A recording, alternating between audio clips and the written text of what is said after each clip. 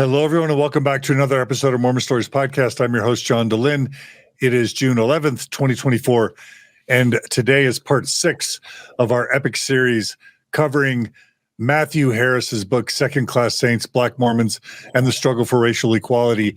Today's episode, we're going to be talking about church educators who expressed dissent or disagreement or maybe even respectful opposition to the Mormon Church's ban on race in the, we'll just say, 40s to 60s, 70s. We're going to be talking about Sterling McMurrin, Lowell Bennion, T. Edgar Lyon, and others. And it's going to be sort of an insider's view of how the Mormon Church deals with critics and dissenters. This is part of a, hopefully, 10 to 20 part series on this groundbreaking book. And hopefully soon you'll be able to find it on Spotify or on Apple Podcasts, and also its own dedicated playlist on the Mormon Stories Podcast YouTube channel. We are asking for people who value this program to become a monthly donor just to support the series. 100% of your donations will go to Matt. And you can go to donorbox.org/Matt Harris to sign up to become a monthly donor. If just 50 of you will sign up, we'll be able to make sure Matt gets paid what he deserves throughout the series. So without any further ado, we welcome back Gerardo Samano. Hey, Gerardo. Hey, John. Thanks for being a leader in helping this episode happen. Yeah, of course. Really excited about it. And we missed you last time.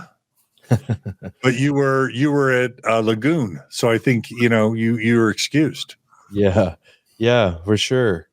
And I couldn't help but to think about how Lagoon is featuring in the book as well. Yes, yeah, I mentioned that to Gerardo yesterday, right, Matt? Lagoon's in the book. Yeah, it was segregated. I'm happy. Congratulations, Lagoon, for switching to the right side of history and integrating. And also we have Dr. Matt Harris back. Hey, Matt. Hi, John. Hi, Gerardo. So, Matt, as of today's recording, we have now released episode 1 to the public. So this is the first day after releasing episode 1 of this series. Anything you want to say so far, other than the fact that I think we have a fun announcement about the status of your book in terms of its ranking? Yeah, I'm pleased and gratified that thousands of people have already seen the first episode that was dropped yesterday. And that just tells me that there's an interest in this topic. And it tells me that a lot of people recognize how important it is in the church. Yeah. And we hope that your book can achieve and hold #1 status for at least a good long while in the Mormon category on Amazon. All right. So, Matt, do you want to kind of give us any introduction you want today before we dive in? So today we're going to talk about dissenters within the church education system to the church's race teachings. And these are people who are seminary, those who teach high school students, LDS theology and history, and also institute teachers for the church, those who teach college-age youth at campuses or on properties that are adjacent to public universities. And then finally, we'll talk about BYU religion professors who express their dissatisfaction both publicly and privately with the ban. So much so that it creates a crisis for the church president or for the BYU president, Ernest Wilkinson. Yeah. I'm just so it's a really fascinating part of this book is just to understand that, like, in the 30s, 40s, and 50s and 60s, as we already talked about Lowry Nelson in a previous episode, there were faithful Latter-day Saints who had problems with the priesthood ban early in the 20th century, and many of them spoke up. So I'm just excited to hear that, and I think it gives us a good model to understand how the church deals oftentimes with critics and dissenters today. So let's dive in. Where should we begin, Matt? Boy, so let's begin today about, let's set the stage for what's expected of a church education system teacher and also a BYU religion professor, what they're expected to teach to their students, and what they're expected to learn. So in the early 20th century, the Brigham Young University, it started out, it was called Brigham Young Academy at one point, and it morphed into Brigham Young University. But in the early 20th century, the institution was trying to attract the best and brightest of Mormon PhDs. And in the early 20th century, they had hired a handful of biology and botany professors, a philosophy professor, and they were bringing, as the brother would like to say, their worldly learning to their teaching assignments. That is, they're bringing their secular ideas, books that they're reading that were published outside of the church, and they're bringing those into the classroom.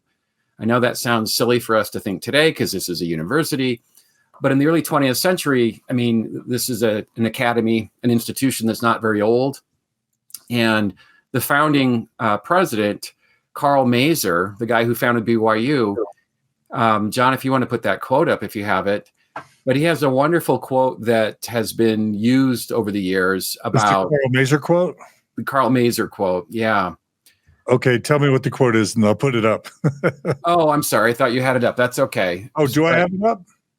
Oh, I thought I saw it earlier. But anyway, Carl Mazer said to BYU faculty when the institution was first started in the late 19th century, he said that faculty should not teach any subject unless they do so through the Spirit of God or through the Holy Ghost, whether it's mathematics, whether it's English literature. They're supposed to have the Holy Spirit with them as they teach, and they're supposed to also teach through the lens of Mormonism.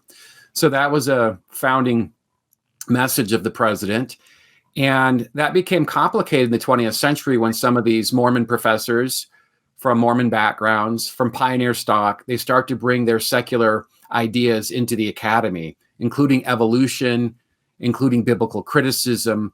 And at the time, evolution was seen as a counterpoint. This is a national discourse that folks are having, that evolution would be incompatible with traditional biblical readings about the age of the earth and about how the origin of man.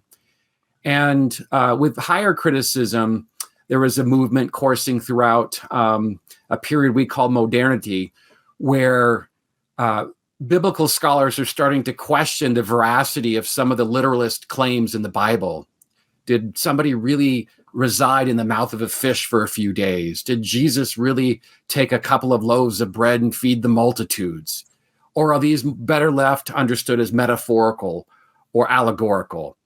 And for people who read the scriptures in a very literalist way, like a fundamentalist Christian, higher criticism posed a threat to their interpretive view. And Latter-day Saints are swept up in these national dialogues about the meaning of scripture. And so in the early 20th century, some of these students recognize that their professors have liberal ideas and they're captivated by these liberal ideas. Well, the Board of Trustees were not captivated by these liberal ideas and decided that they were going to fire at least 4 of these liberal professors, both of whom were 2 sets of brothers. And so they get fired, and some of the faculty at BYU aren't happy because they gear it as a threat to academic freedom. What year is this about again? This would be, just before World War I.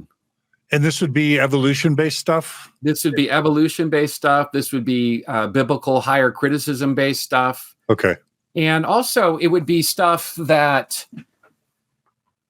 they would have students read in, let's say, a religion class at BYU, and it wouldn't be just, stuff by general authorities or church leaders. It would be stuff by a biblical scholar at the University of Chicago or Harvard Divinity School.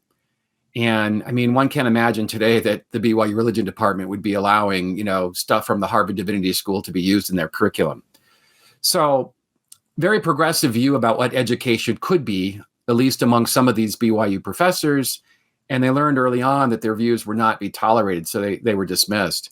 Also, I want to set a foundation here that the church, as they start to spread their institutes, and the institute program, I think, started in the 1920s, really in earnest, it starts to take off, where they establish an institute at the University of Idaho and Moscow, University of Utah, University of Arizona, all of these places that have a high density of LDS kids. And as they start to hire teachers to staff these important positions, Franklin West, who's the commissioner of education, and Lynn Bennion, who is the older brother of a person we'll talk about today, Lowell Bennion, who's the head of the seminaries and institutes. I think his official title was supervisor of seminaries and institutes. And so he and Franklin West, the commissioner of education, they decide that they want to hire people who have non-traditional backgrounds. They want people who are trained in biblical languages and literature. Those are the people who will teach the Bible to the institute classes. And so for a short period, they decide to send some promising LDS students off to the University of Chicago to get formal training in biblical languages and literature. And the idea, of course, would be that secular training would bolster LDS church truth claims.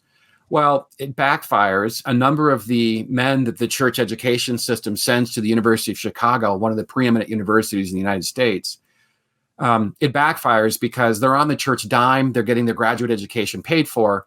But a number of these men who were sent over there, they end up leaving the church. And so they discontinued the program. Well, this brings us to 1938, where there's been a long-standing... Is it true Fawn Brodie was kind of there at the same time as these other men, approximately? Fawn Brodie would have been a decade later. Okay.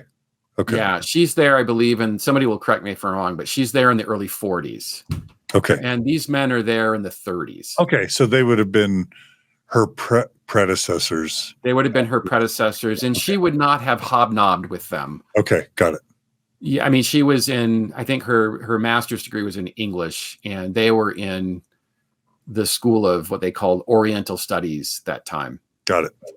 And anyway, a lot of these PhDs who work for the church, who are having their PhD paid for, they're just absolutely imbibing these new secular theories. They're studying with some of the preeminent biblical teachers, biblical scholars. And at least one of them that I know of, a guy named T. Edgar Lyon, who was an associate of Lowell Bennion for a number of years in their capacity at the University of Utah Institute of Religion. Edgar Lyon wrote his parents back when he was there working on his PhD, and he just said, look, some of the stuff we're learning is going to be incompatible with the church and the gospel. And I want to just make a quick note about what that means, incompatible. So they're studying biblical languages and literature, and they're learning all of these techniques in higher criticism, which is that maybe there really wasn't a guy named Moses who parted the Red Sea. Maybe Moses never existed. Maybe there were, 2 or 3 Isaiahs in the Old Testament rather than just a traditional one. And the reason why that's significant, of course, is because that clashes with the scriptures that Joseph Smith produces. When the Doctrine and Covenants and some of the other scriptures talk about Moses, they mean one person, Moses. Or when they talk about Isaiah, they mean Isaiah, one person. And now they're learning biblical criticism with the notion that some of the things that in the Restoration scriptures may be inaccurate. So it creates a challenge, and Edgar Lyon recognizes it, and some of the others may have recognized it too, but it didn't seem to bother them. So they come back from Chicago, and they're bringing these secular, or as the brethren call it, worldly ideas with them into their classrooms. And some of the people in the church education system applaud this. That's why they pushed for it in the first place. So Franklin West, the commissioner, applauds it.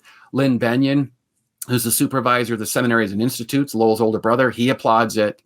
There are a couple of apostles early on who support it and applaud it. A guy named Joseph F. Merrill supports it. John A. Widsoe initially supports it. We'll have some issues later on.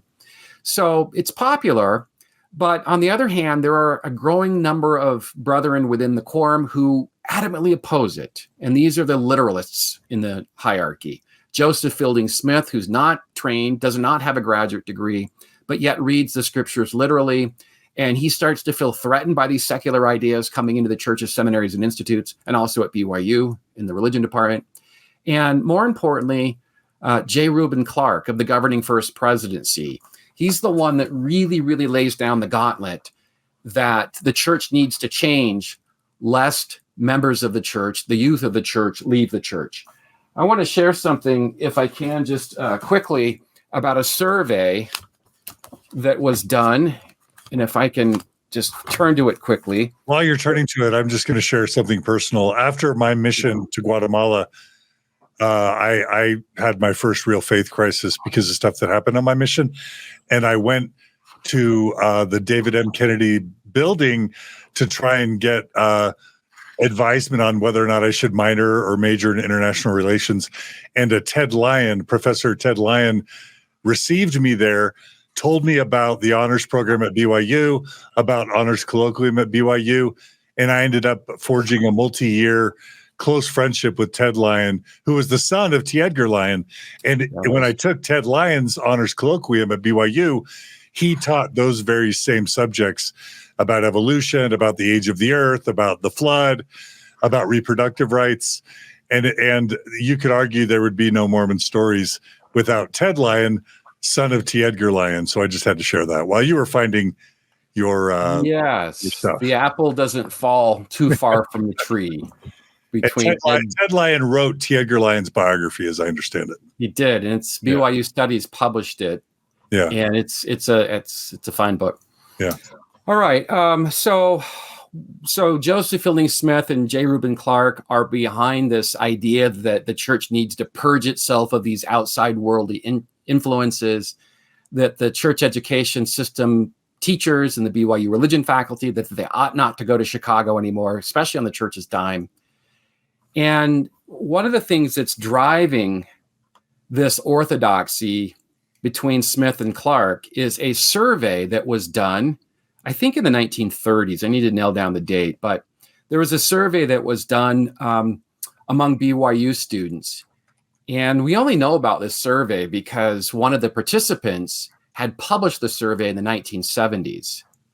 And so otherwise, this wouldn't have been something that would be public knowledge. But anyway, in the survey, the BYU students were asked if they believed that modern prophets received revelation, and a quarter of the student body did not believe that the prophets received modern revelation. Wow. 62% of them did not believe that there was a literal devil. 64% believed that humankind's creation involved biological evolution. Those darn professors. Wait, what percentage of that? 64%. Oh, wow. And then most ominously, that, or at least nearly as ominously, nearly half did not consider drinking alcohol morally wrong. 89% were fine with birth control. And only half to 2/3 of students attended church every week, paid tithing, kept the word of wisdom, or engaged in daily prayers. Okay, two things. What year was that again? Just to drive it. I think it's the 1930s that this is done. And then I want you to read that very first statistic one more time. Around a quarter of the student body did not believe that modern prophets received revelation. 25%. That's crazy, especially compared to, well, I guess we wouldn't know what BYU would be like today, right? I mean, these are internal surveys that are not meant for public consumption. Yeah. And like I said, the only reason why we know this particular survey is because one of the participants got a hold of the survey and he published it in the 1970s, which is where I got it. Okay, got it. Fascinating. Yeah. So, boy, can you imagine if the whole purpose of BYU is to build testimonies and to create adherence among the church's theology. And here you have a number of people that are pushing back on core tenets, fundamental teachings. And I know to our eyes today, our ears today, the idea that 89% were okay with birth control, that's no big deal, right? But in those days, in the 1930s, birth control was anathema. Yeah. There was a raging debate nationally about the legality of birth control, the morality of it, the ethics of it.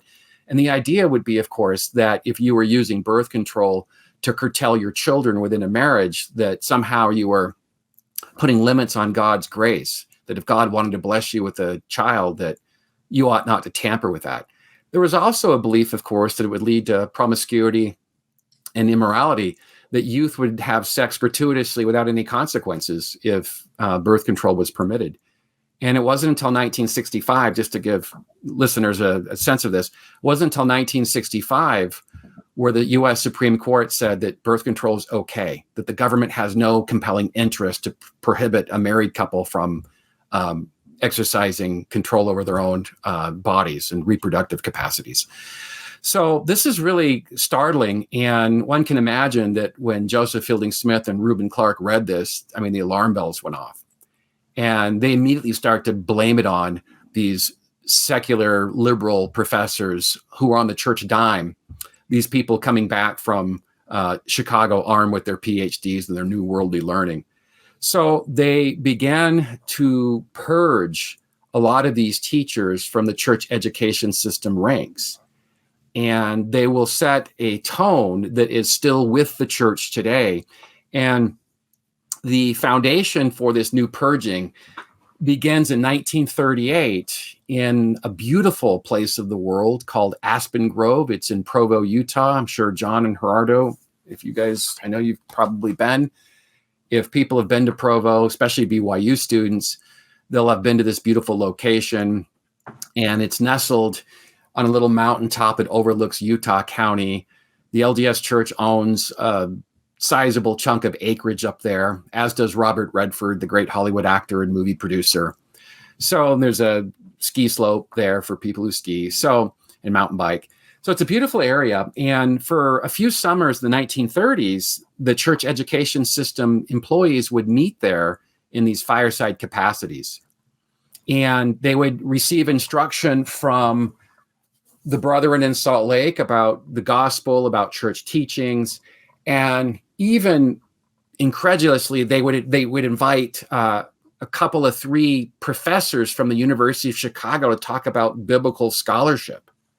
And this, of course, is before J. Reuben Clark laid down the law. But it was at one of these summer meetings in 1938. These are church education system employees who were there to receive instruction. They're living in tents around campfires. It's really this idyllic existence. They go for hikes during the day, and they talk with each other about theology, about history, about world religions. And so it's more than just, a series of seminars for 9 hours a day. It's really a bonding experience for the men in the church. And instructive to note that this is the men in the church.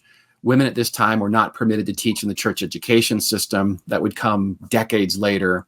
Women were expected, of course, to be at home raising their children, being the nurturers, while the fathers or the men were off making a living, being the breadwinners. So at this one of these meetings in the summer of 1938, J. Reuben Clark addresses the group, and he gives this seminal talk. This is a great picture of Clark.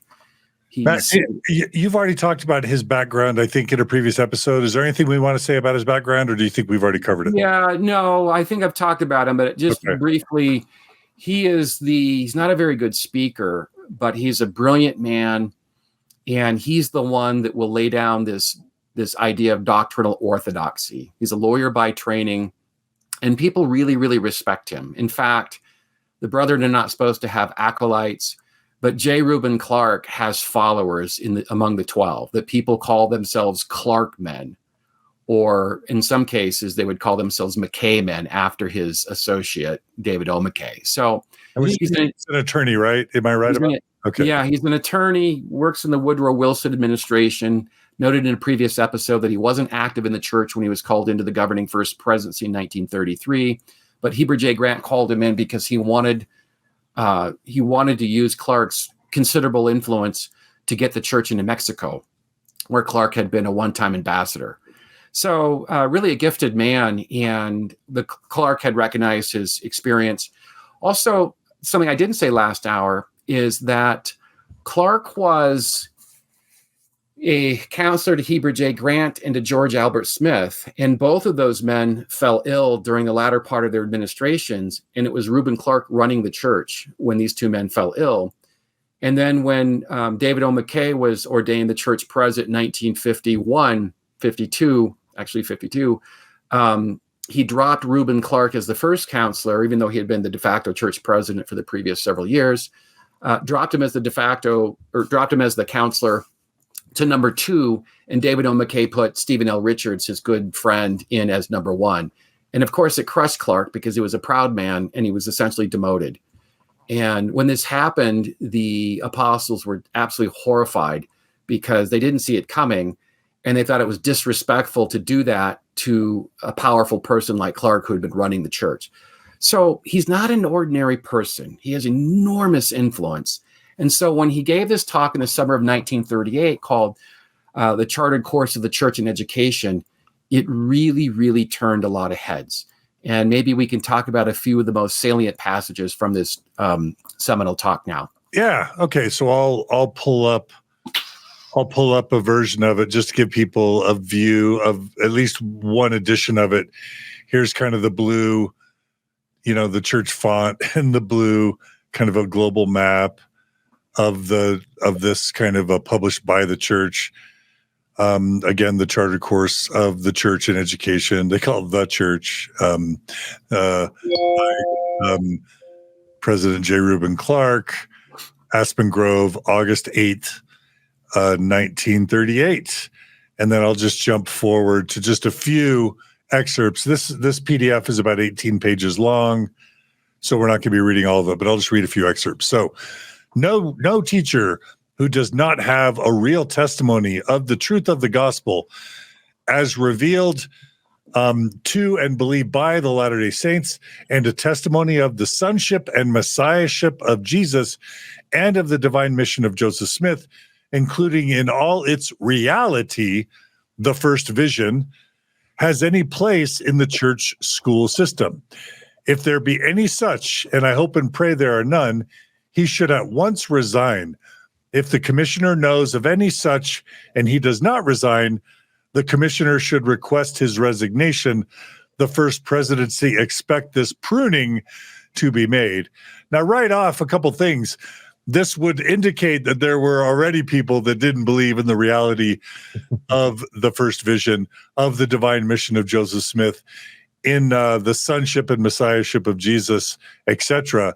Isn't that right, Matt? There must have been problems there if this statement had to be made. Is that a fair thing to say? Yeah, we're going to dive in to one of the people who was there, Sterling McMurrin, who was most people know him as this outspoken, popular philosophy professor at the University of Utah, also a government official in the Kennedy administration, the Secretary of Education.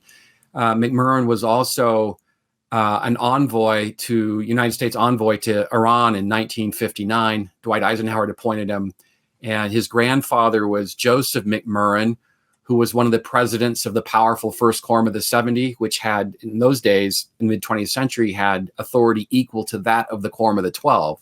That's not the case today, but in those days, the presidents of the Quorum of the 70 had equal power to the 12. So he comes from Royal Mormon stock. He's a Mormon intellectual.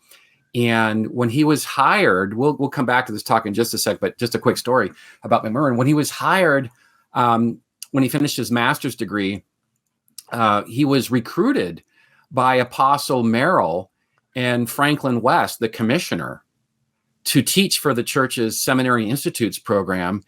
And he was never asked if he had a testimony of the church.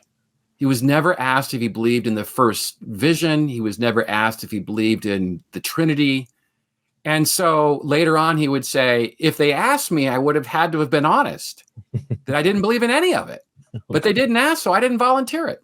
So they hired this guy. Here's a photo of him. Who's an agnostic. Yeah. He doesn't believe in the most fundamental truth claims of the church. But yet they hired him because he had such a capacious mind. He had a photographic memory. And he was one of those guys that would just really, really turn heads whenever he talked, because he had such a strong grasp of history and theology and comparative religions, and also philosophy. So they hired him because they thought he would connect and do some good at seminaries and institutes. But only later would they run up against a lot of problems with someone like him who wasn't a core believer. Yeah. I don't necessarily want to nitpick every statement made here. The only thing that comes to mind here is, let's just say there's a Jewish scholar that really knows the Old Testament and could really help BYU students understand the Old Testament, but he wasn't a Mormon or wasn't even a Christian. This would, or a really good New Testament scholar who is Christian but not Mormon, this would preclude them from being able to be on the faculty at BYU, right? And that's right. Because I think this statement is best read as a strong statement of orthodoxy. If you don't believe in all of this stuff, and today, if they were to do it, they would throw in LGBTQ, which would be one of the pressing issues of the day, right? Yeah. Not so much in 38.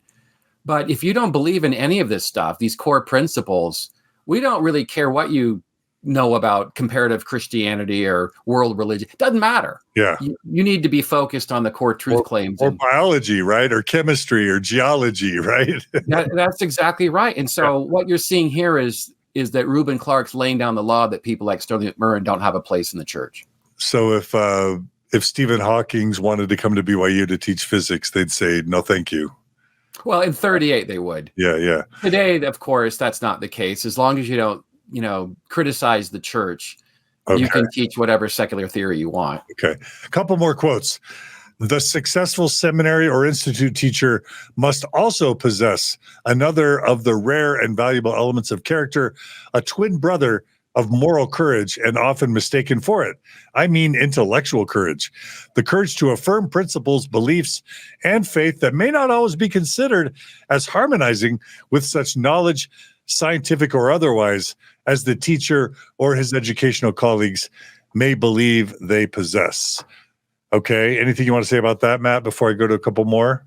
Well, the first few sentences, Sterling McMurrin would say, that's me, moral courage, intellectual courage. What's the problem here? Yeah. And then when you read the last part of the sentence, what it's really saying is, if the church's teachings collide with scientific thought or other secular thought, then it's clear which side you ought to follow. Okay, a couple more. You do have an interest in matters purely cultural and in matters of purely secular knowledge, but I repeat again for emphasis, your chief interest, your essential and all but sole duty is to teach the gospel of the Lord Jesus Christ, as that has been revealed in these latter days, which as we're showing in this book is kind of hard to define sometimes, right? Sorry, I digress. You are to teach this gospel using as your sources and authorities the standard works of the church and the words of those whom God has called to lead his people in the last days, which again is a problem because they often disagree, as we see in this matter of the priesthood ban and the temple ban. You are not, whether high or low, to intrude into your work your own peculiar philosophy, no matter what its source or how pleasing or rational it seems to you to be.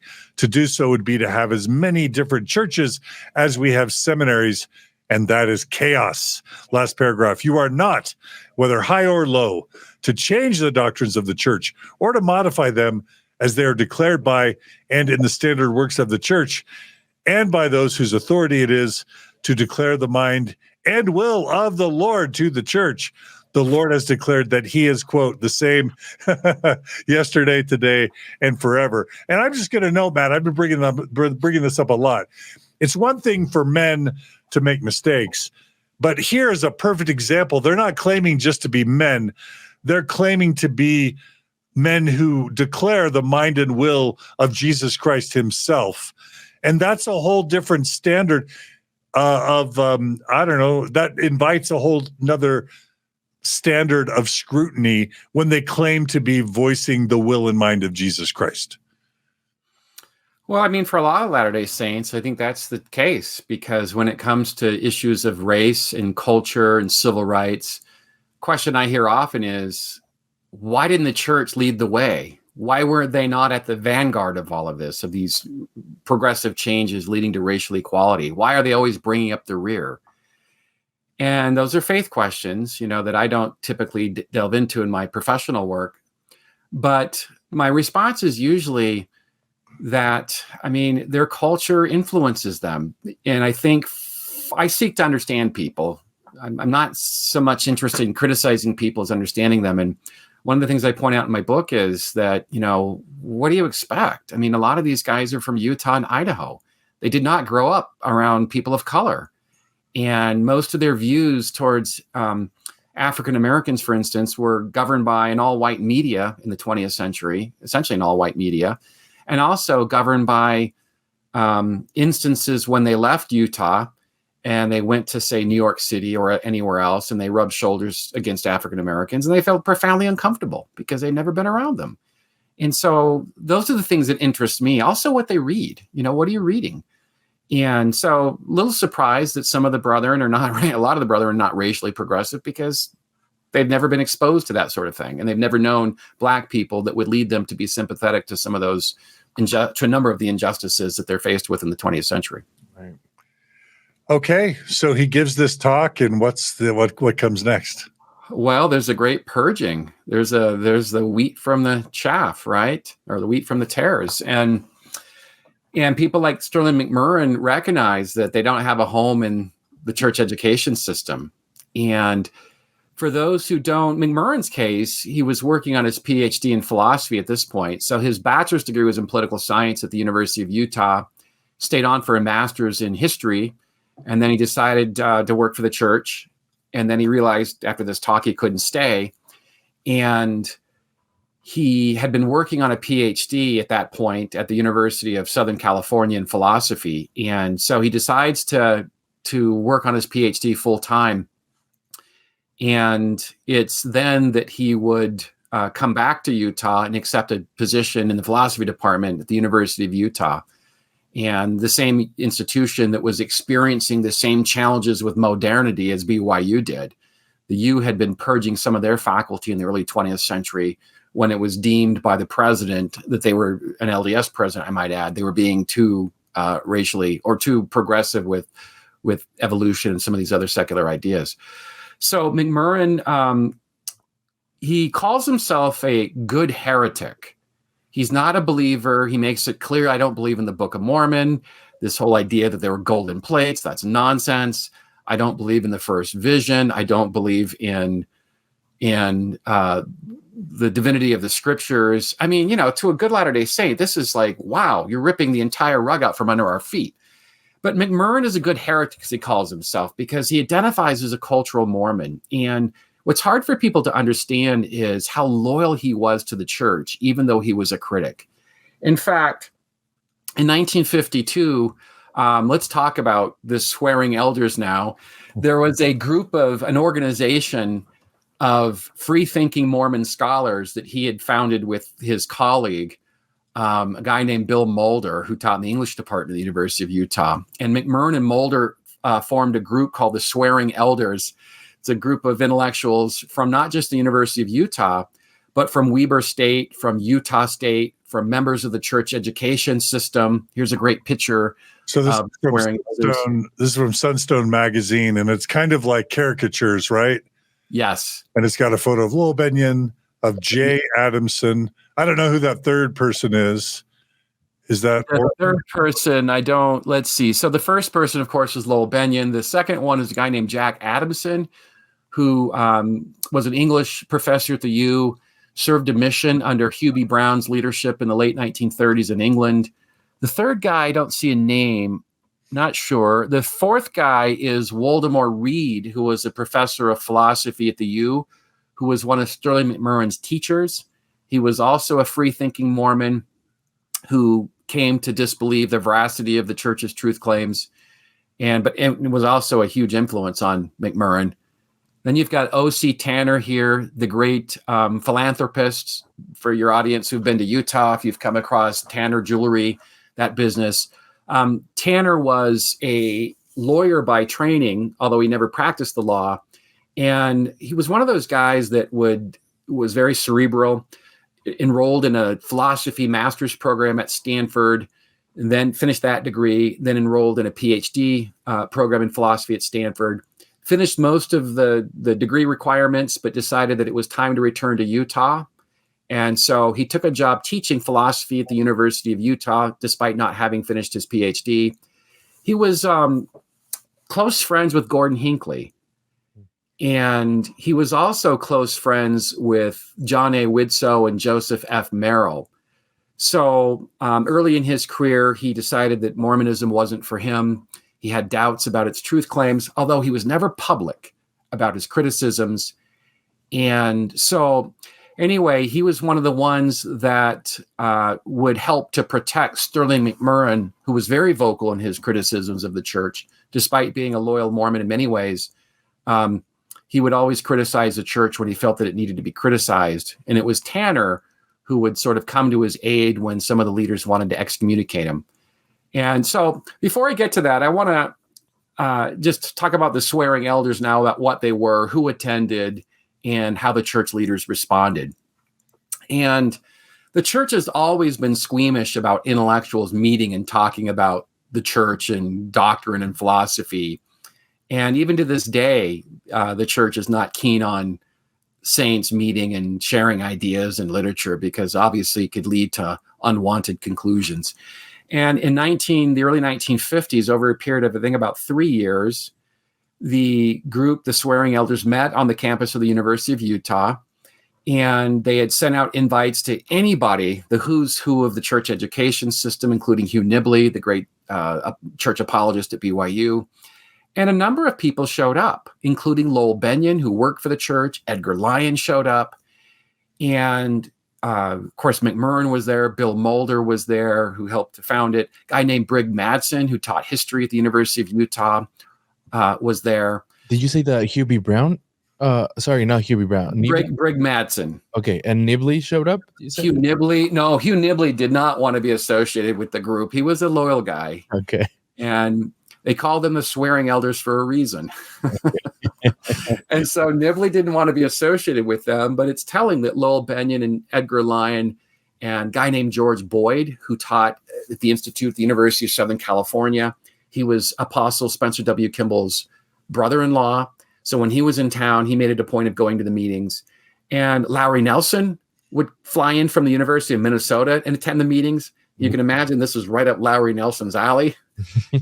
And I mean, the guy flies from Minnesota to Salt Lake just to attend this meeting, nothing else, Yeah.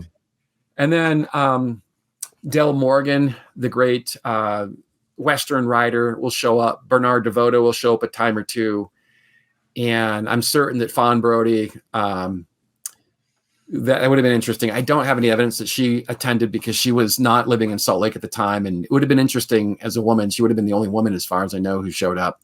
It's hard to know if the sexism of some of these men would have allowed that. But nonetheless, it's a free-thinking group where they will focus on the church's claims about evolution, about the race and priesthood policy, about the word of wisdom. There was nothing that was off limits for these men.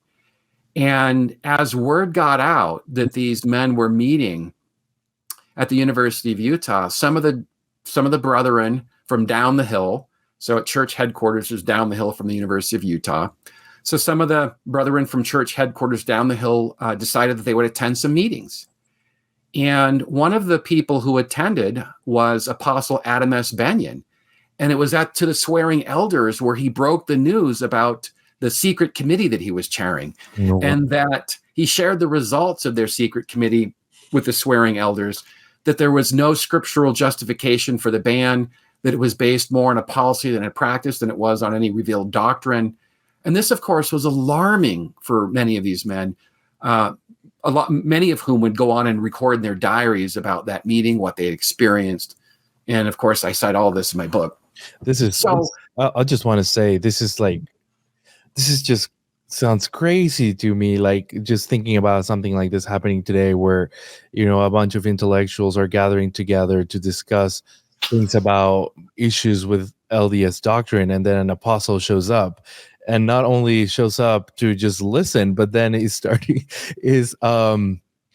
leaking information about a secret committee that he's been leading, and the stuff that they found, and like you said, like just this explosive information that the ban is basically built up in sand, and it's just that sounds crazy. Yeah, it would be unheard of today. But Apostle Bennion is not any ordinary person.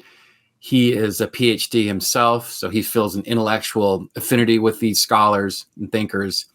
And as we've talked about in previous episodes, he was not a fan of the ban. He wanted to see it go.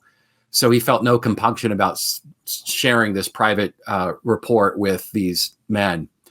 And so he was one of the friendlier voices who showed up and participated. There was a lower level general authority who came to a couple of sessions. And one of the people who showed up, when he got word that they were criticizing Joseph Fielding Smith's brand new book on evolution called The Origin of Man, I think. Anyway, but But when word got back to the brethren that Joseph Fielding Smith's new book that's essentially anti-evolution, when they were criticizing that, Bruce R. McConkie, Joseph Fielding Smith's son-in-law, shows up to defend his father-in-law.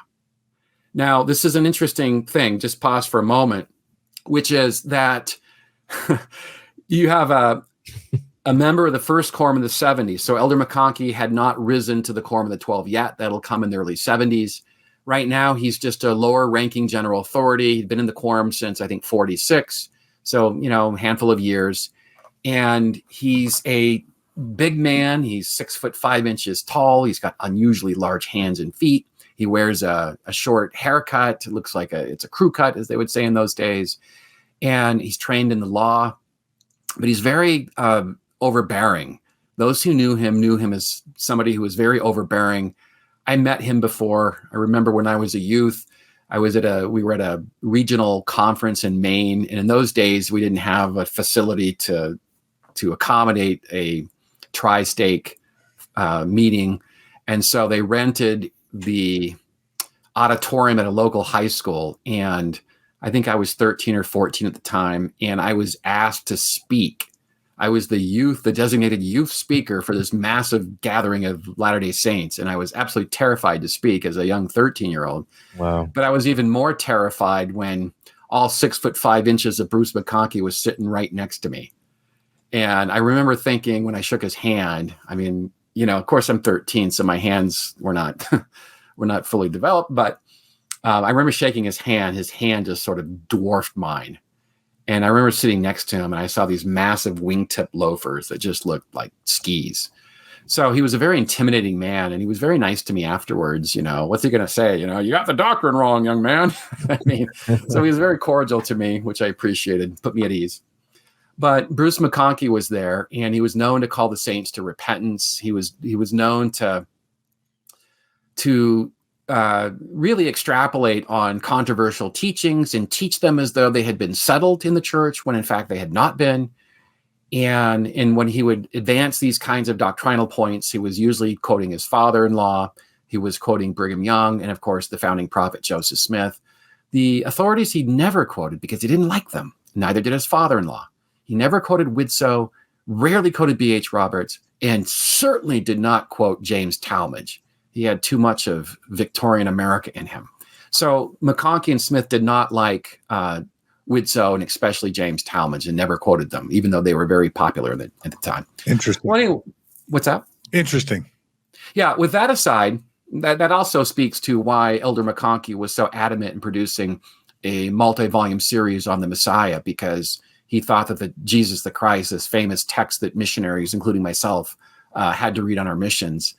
And he just thought that it was just such a poorly done book, even though the first presidency had commissioned it in the early 20th century. Wow. Wait, which book? Jesus the Christ. Oh, wow. It was too Victorian, and Wow. Elder McConkie, it just didn't like it. And I have a just theory about this, is that McConkie, and especially his father-in-law, they felt like they were the designated arbiters of Mormon orthodoxy. They wanted their ideas to course throughout manuals, church manuals. They wanted their books to be read by missionaries, not this Talmage guy whose ideas to them seemed dated and seemed unduly influenced by Victorian thinkers, including biblical scholars. So a little turf war going on here between Smith, McConkie, and then, of course, with Widsoe and Talmage. So Bruce McConkie, this bold, overbearing sort of man, this large, towering presence, shows up at the swearing elders, one of the meetings, unannounced. And Sterling McMurrin called him Bruce. It wasn't Elder McConkie. Hi, Bruce. Nice to see you. Thank you for coming today. And so they started talking more about his father-in-law's book. So they talked about it in a previous meeting, and now they started talking about it again. It was I should pause about the book for a moment. It's hot. This is stuff that's rippling throughout the church education system, because Joseph Fielding Smith was not content just to write the book. He wanted to see the church's seminaries and institutes Study the book. Now, this is a book about the origins of the man and it's anti-evolution. It's influenced by fundamentalist thinking, and not Mormon thinking, but Smith is reading fundamentalist scholars, or not scholars, but fundamentalist Christian clergymen, and he's taking his ideas from them that are anti-evolution and frankly anti-scientific. And so he wants this book to be read in the seminaries and institutes, and he wants the BYU faculty and the science curriculum to assign it.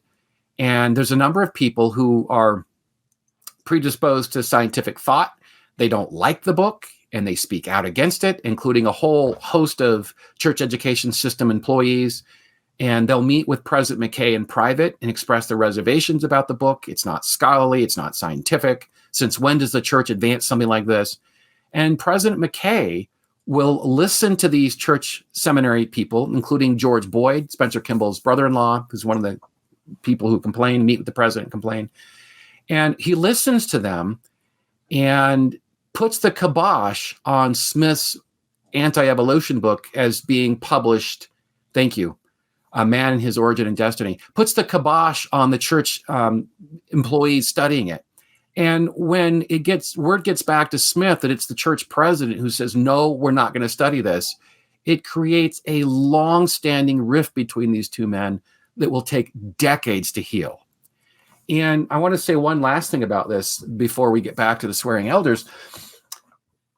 Joseph Fielding Smith had written this book earlier, and he had tried to get it published, but some of the more scientifically inclined apostles opposed it, including Widtsoe, who has a PhD in chemistry, and also James Talmage. And they adamantly opposed this book, didn't like it, thought it was poorly done, poorly written, poorly reasoned. And so they used their influence as senior apostles to see that it wasn't published. And John Widtsoe's wife, Leah Widtsoe, who is quite outspoken in her own right, when her husband died in 53, Smith's book came out the following year, and she said something like, "The flowers were not even yet wilted on my husband's grave when this book was published." And so what that means is that Smith seized the opportunity to publish this book when one of his biggest critics had passed. So this is why McConkie went to the swearing elders to defend this book, even though there was a cloud of controversy swirling around it. And so as they started talking about the book, and they were being gentle, they were being respectful that a general authority was there. But as they were criticizing some of the ideas, McConkie wanted to weigh in and defend the book, and they allowed him to do it. But they had a rule that nobody could pontificate for more than, a few minutes before other people needed to weigh in with their ideas.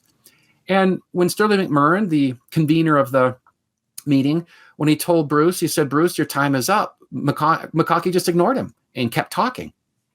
And finally, McMurrin, he stood up and he pounded his fist on the desk, and he said, "Now, damn it, Bruce, sit down." And he yells at him. And it took McMurrin yelling at Bruce McConkie to get him to shut up and sit down. And later in life, McMurrin would later chuckle about that, telling his grandkids, "Let me tell you about the time I told a general authority to shut up and sit down." And, he's laughing about it in his later years. But at the moment, it was a serious moment. This would have been before McConkie was an apostle. Is that right? This would have been in 54, and McConkie wasn't called until the early 70s. Yeah, okay. All right. But he also, just to give your listeners a sort of sense of perspective, so this would have been early 50s. His famous book that will put him on the map in Mormondom, Mormon Doctrine, would not be published until a few years later in 58. Okay, right. Yeah. Yeah. So he's unknown at this point in the church. He hasn't really established himself as this great doctrinal authority yet, but that'll come. Do we know what kind of arguments he was making in order to support Joseph Fielding Smith's book? Yeah, so both he and his father-in-law were scriptural literalists. There was nothing or very little that was allegorical or metaphorical. When God said that he created the earth or when the scriptures said that the earth was created in 6 days, it meant 6 days. When the scripture said that Adam was the first human, Adam was the first human. And the swearing elders, some of the more scientifically inclined of them, including there were a few scientists in the room, including a guy named Pack and some others, Frederick Pack. But anyway, when it said 6,000, 6 days, it meant 6 days. But Adam being the first man, that didn't leave any room for pre-Adamites, as they were called, for people who may have existed before 6,000 or 7,000 years. I mean, cavemen, all of that. I mean, that would have been unknown to them. Neanderthals, unknown to them. And frankly, Smith didn't care about that. And for those who don't know, Doctrine and Covenants 77, which is scripture to Mormons, basically says that the earth is 7,000, has a temporal existence of 7,000 years. Yeah, thanks for that. And there's, I mean, John and Gerardo, I can't emphasize enough, this is the mid 20th century, and a lot of universities, and frankly, a lot of religions are trying to grapple with modernity, that there could be readings of scripture, they're not always literalist. And it might be okay to think that you could support this scientific theory called evolution, and that it can actually be compatible with Christian teaching, that maybe God used evolution to further his own purposes. They don't have to be juxtaposed or at odds with each other. One last thing about Joseph Fielding Smith and McConkie and their literalist views. So Reuben Clark was also a very literalist thinker. When the scripture said something, he believed it literally. And anyway, Joseph Fielding Smith was just hell-bent on getting the brethren to support his literal views of the scriptures. And he writes several letters to the apostles, trying to always win them over, whether it's his view that Adam was the first man, or whether it's an anti-evolution view in which he borrows on scriptures to sort of bolster his point. But he even turns to Reuben Clark, a fellow literalist, to win him over. And Clark is a funny dude. Clark is, he's got this quirky sense of humor. So Joseph Fielding writes him this long letter, and he's trying to convince Clark to come over to his position on some doctrinal point. I don't even remember what the point was. But so he writes him like this 5 single-space page letter, and Clark reads it. He writes back, and he says, "Dear Joseph, I'll make you a deal. I'll make you a deal. Your thoughts don't govern me any more than my thoughts govern you. You be you, I'll be me." And I'm sure Joseph Fielding wasn't happy, because he was always seeking followers to his position. And just to remind your readers, he really felt that God had wanted him to be the preserver of Mormon orthodoxy. His father, the late church president, had given him this blessing in 1910 when he was ordained into the Council of the 12. And that's one of the reasons why he felt so called to always write about doctrinal books and historical books, is because he thought that was his divine calling as an apostle. Right. Wow. All right. So the swearing elders. Yes. So how do the brethren feel about this? At least some of them. And so, as I mentioned earlier, word gets back down the hill what the swearing elders are up to. And I should add that some of these swearing elders are still very much practicing Latter-day Saints. Some of them are on the fringes of the church, like McMurrin. But Lowell Bennion's there. Edgar Lyon's there. And one imagines that, they're going to these meetings and they're criticizing a general authority for his views on evolution, or maybe even other views, right, about some other doctrinal point. One imagines that Lowell Bennion and Edgar Lyon and others like them who work for the church are probably nervous. Should we be here? These guys are a little bit more vocal than we're comfortable with. But Lowell Bennion and Edgar Lyon were fiercely independent, and so they kept coming. Well, Harold B. Lee, who was the second cousin to Sterling McMurrin, he was a junior apostle, very, very orthodox in his thinking, and straight-laced, as we would say today. He was the second cousin of McMurrin, and also an ally of Joseph Fielding Smith, the great church doctrinal teacher. And so Joseph Fielding Smith and Harold B. Lee, they call in Sterling McMurrin for a special private meeting. And this would have been 1952. This is during the midst of the swearing elders. And they called him in, and they said, so he's no longer teaching Seminary Institute at this point. And they said, Brother McMurrin. It was always Brother McMurrin or Dr. McMurrin. They would alternate between the two. They would never call him Sterling, which is interesting, showing respect for his title, I suppose. But Dr. McMurrin, do you believe in the first vision? Harold Lee and Fielding Smith ask. No, sir, I don't. Do you believe in God the Eternal Father and His Son, Jesus Christ, and in the Holy Ghost? No, sir, I don't. Do you believe that the Book of Mormon was given by the angel Moroni to the prophet Joseph Smith? No, sir, I don't. And so he's having this respectful dialogue. He's not angry. Those who know Sterling McMurrin, he's just not, he does have righteous indignation like he did with Bruce McConkie. But for the most part, he's an even-keeled kind of guy. And he's a loyal critic of the church. He didn't like that term, loyal critic, but that's what he was. And he was a good heretic, he liked to call himself. And so he was having this respectful dialogue with these two important apostles, and they could sense his goodness, that he wasn't out to put his finger in the eyeball of the church. He just had some reservations about belief. He was raised in a free-thinking home. He developed some of his heretical views early on in his life as a teenager, and he reflected toward the end of his life in the 1990s that there was never a time that he really believed in the core truth claims. So someone asked, when did you lose your testimony? And his response was famous. He said, lose it. I never lost it. I never had one. How could you lose it if you never had it? And by this point, he's meeting with Harold Billy. Is he still working for BYU, or has he resigned? No, he's long gone from BYU at this point. He's now a philosophy professor where he has a position of independence. At the University of Utah, right? At the University of Utah. And they're absolutely fearful of him, because I should say something about this guy. He does not look the part. That he wears a bolo tie, he wears a cowboy hat, he wears scuffed cowboy boots.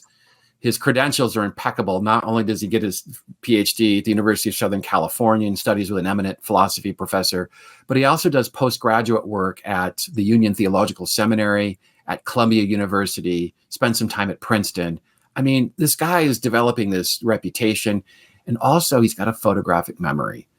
And anybody who's been in his presence would often comment about that he could just stand and talk, and they were just amazed at his prodigious memory. I'm pretty sure he was like Assistant Secretary of Education under John F. Kennedy or something like that. He was the Secretary of Education under John F. Kennedy in 1960. Well, it would have been when Kennedy was called in, so it would have been 60. Yeah. 60 to 63. So until the time that Kennedy was murdered.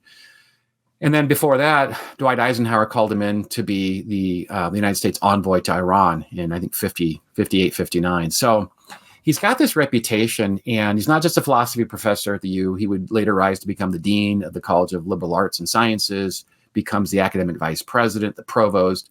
He was recruited for several presidencies, but he turned them down over the course of his career because they thought it would compromise his independent thinking, that as a president, you couldn't espouse, these free thoughts, that you'd have to be more circumscribed based on your employment. So anyway, he's a man of infinite capacity, and he is respectful and loyal to these two apostles. And even though he's just a complete heretic, and he makes his views known in very, very clear ways, but he's respectful. And as he leaves the meeting, Joseph Fielding Smith says, Dr. McMurrin, I feel inclined to tell you that you have the Holy Ghost with you.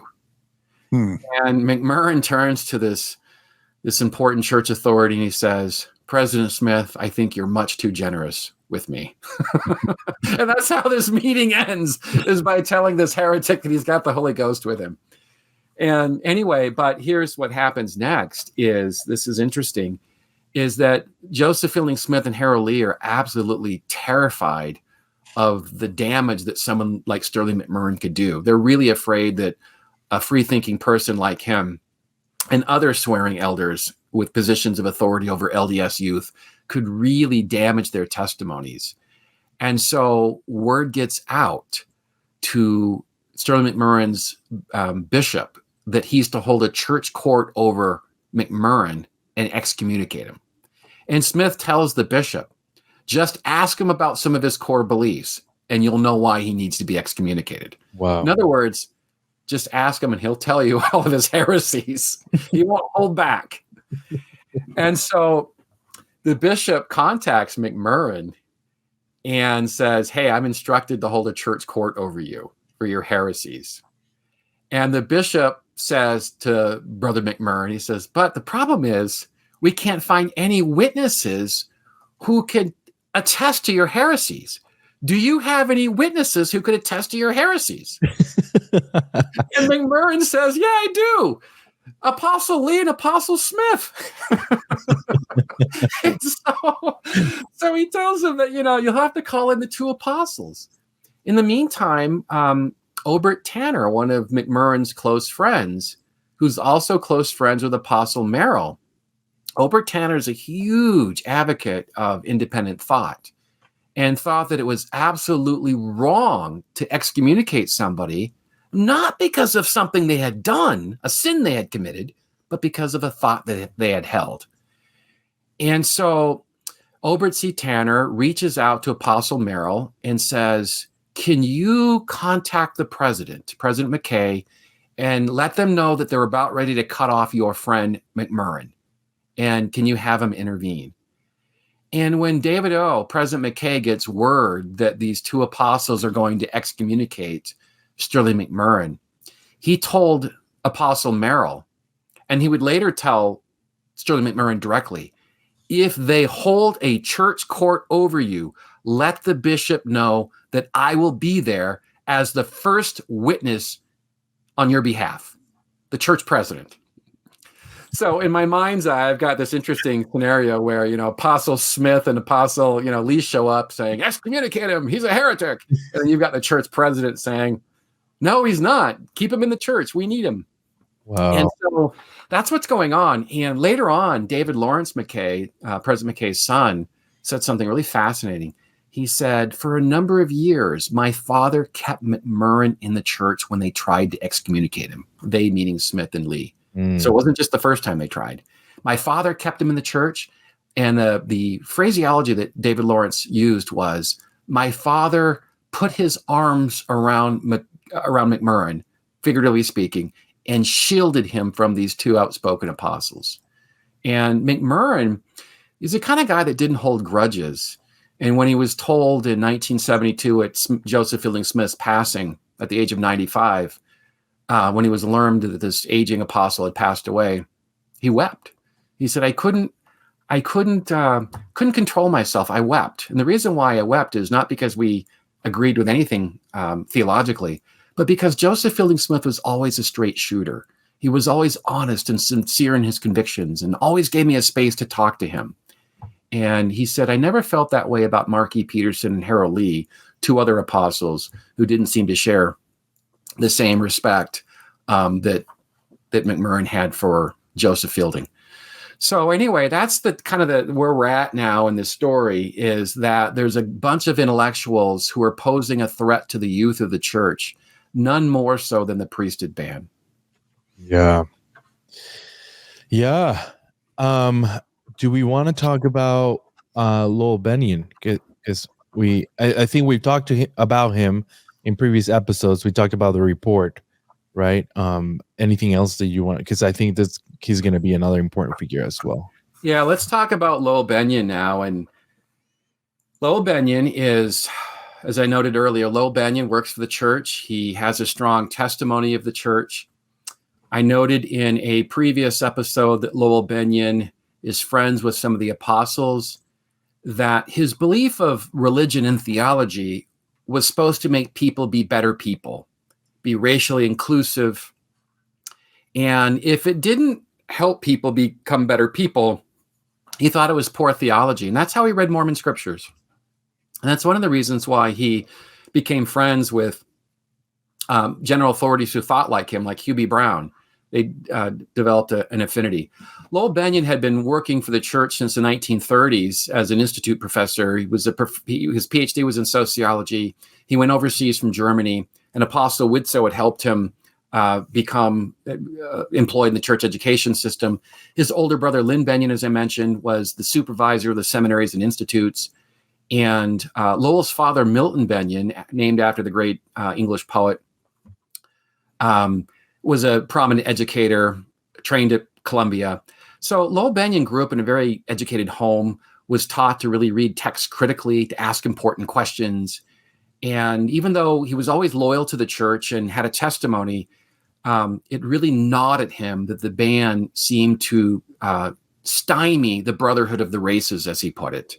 He didn't think that the ban was scriptural, as we learned from the Bennion report, and he didn't think it was good for the church as it sought to fulfill its mission to expand. And so Lowell Bennion did something that got him into a lot of trouble. In the early 1960s, he was telling his students and colleagues that the ban was going to be lifted. And as I note in my book, he has it on good authority. Hugh B. Brown, his close friend of the governing First Presidency, tells him that the ban will be lifted at the April 1962 General Conference. And this is the same time when the church is starting to consider moving into Nigeria to open up a mission in this sub-Saharan country. And we'll talk about that more in, I think, the next episode about what's going on in Nigeria. But anyway, in the early 60s, the church is starting to consider going into Nigeria. And so the brethren recognized that it would be impossible to move and expand the church in Nigeria if you have to have white missionaries or white priesthood holders from Utah go to this country to run their services because they can't have the priesthood. Mm-hmm. So he's pushing for the priesthood, Brown, and tells Bennion that it's going to be lifted in 1962. And Bennion, of course, is elated. He had been arguing or commenting both publicly and privately for a long time now, giving church firesides, writing the church president letters, some of the apostles' letters, expressing his dissatisfaction with the ban. Well, in 62, he's spreading the word, and word gets back to Joseph Fielding Smith, one of the hardliners, that this is what Lowell Bennion is doing. And Joseph Fielding Smith is absolutely terrified that somebody in a position of authority like this could be perceived as undermining the brethren's authority about the ban. And Joseph Fielding Smith obviously does not support lifting the ban, did not agree that it should be lifted in April of 1962. So what they did was that they sent a spy. Joseph Fielding Smith had commissioned a spy by a man by the name of Melvin Tagg. He was a younger man. He worked for the church education system, and the institute director, Lowell Bennion, was told that we're going to send this guy named Mel Tagg to teach the students, to be on the faculty. And Lowell Bennion and Edgar Lyon and a couple of others who comprised the institute at the time, they were upset because they felt that they should have say over who ought to join their faculty ranks. But instead, they were being told that we're going to hire this guy whether you like it or not. And almost immediately, Bennion and T. Edgar Lyon, his close associate, they recognize the subterfuge. They know that Tagg has been sent to spy on them and to report back to Joseph Fielding Smith and to some other church history or church employees. And so Tagg asked them right up front. He asked Bennion and also Lyon, what do you think about the priesthood ban? And these guys have a lot of integrity. They don't sugarcoat. They don't obfuscate. They don't beat around the bush. They tell them, we don't think the ban's a good thing for the church. They're respectful about it. They're not going to be sort of unfiltered like the swearing elders would be. Or like Sterling McMurrin was when he spoke to the NAACP. But they tell him, this is how we feel. It's not compatible with the scriptures. It's a policy, not a doctrine, and it needs to be changed. So Tagg takes this information to Joseph Fielding Smith, and Fielding Smith commissions an investigation in which he sends one of the church history employees to the institute to start to interview the faculty and the students. And they're asking them, did Bennion and Lyon tell you that the ban would be lifted? Did they tell you that if you put pressure on the brethren that the ban could be expedited? That's the real issue that they're worried about, is the pressure. And so they do this interview, and the people come back to the brethren, and I'll read you part of the interview. The person conducting it was a guy named Lawrence Peterson, who was in the church historian's office. He had worked with Joseph Fielding Smith for years in Smith's capacity as the church historian, while he was also in the Quorum of the 12. So Lawrence Peterson interviews these students, and this is what I write. After a hasty investigation, Peterson declared that false teachings were being taught.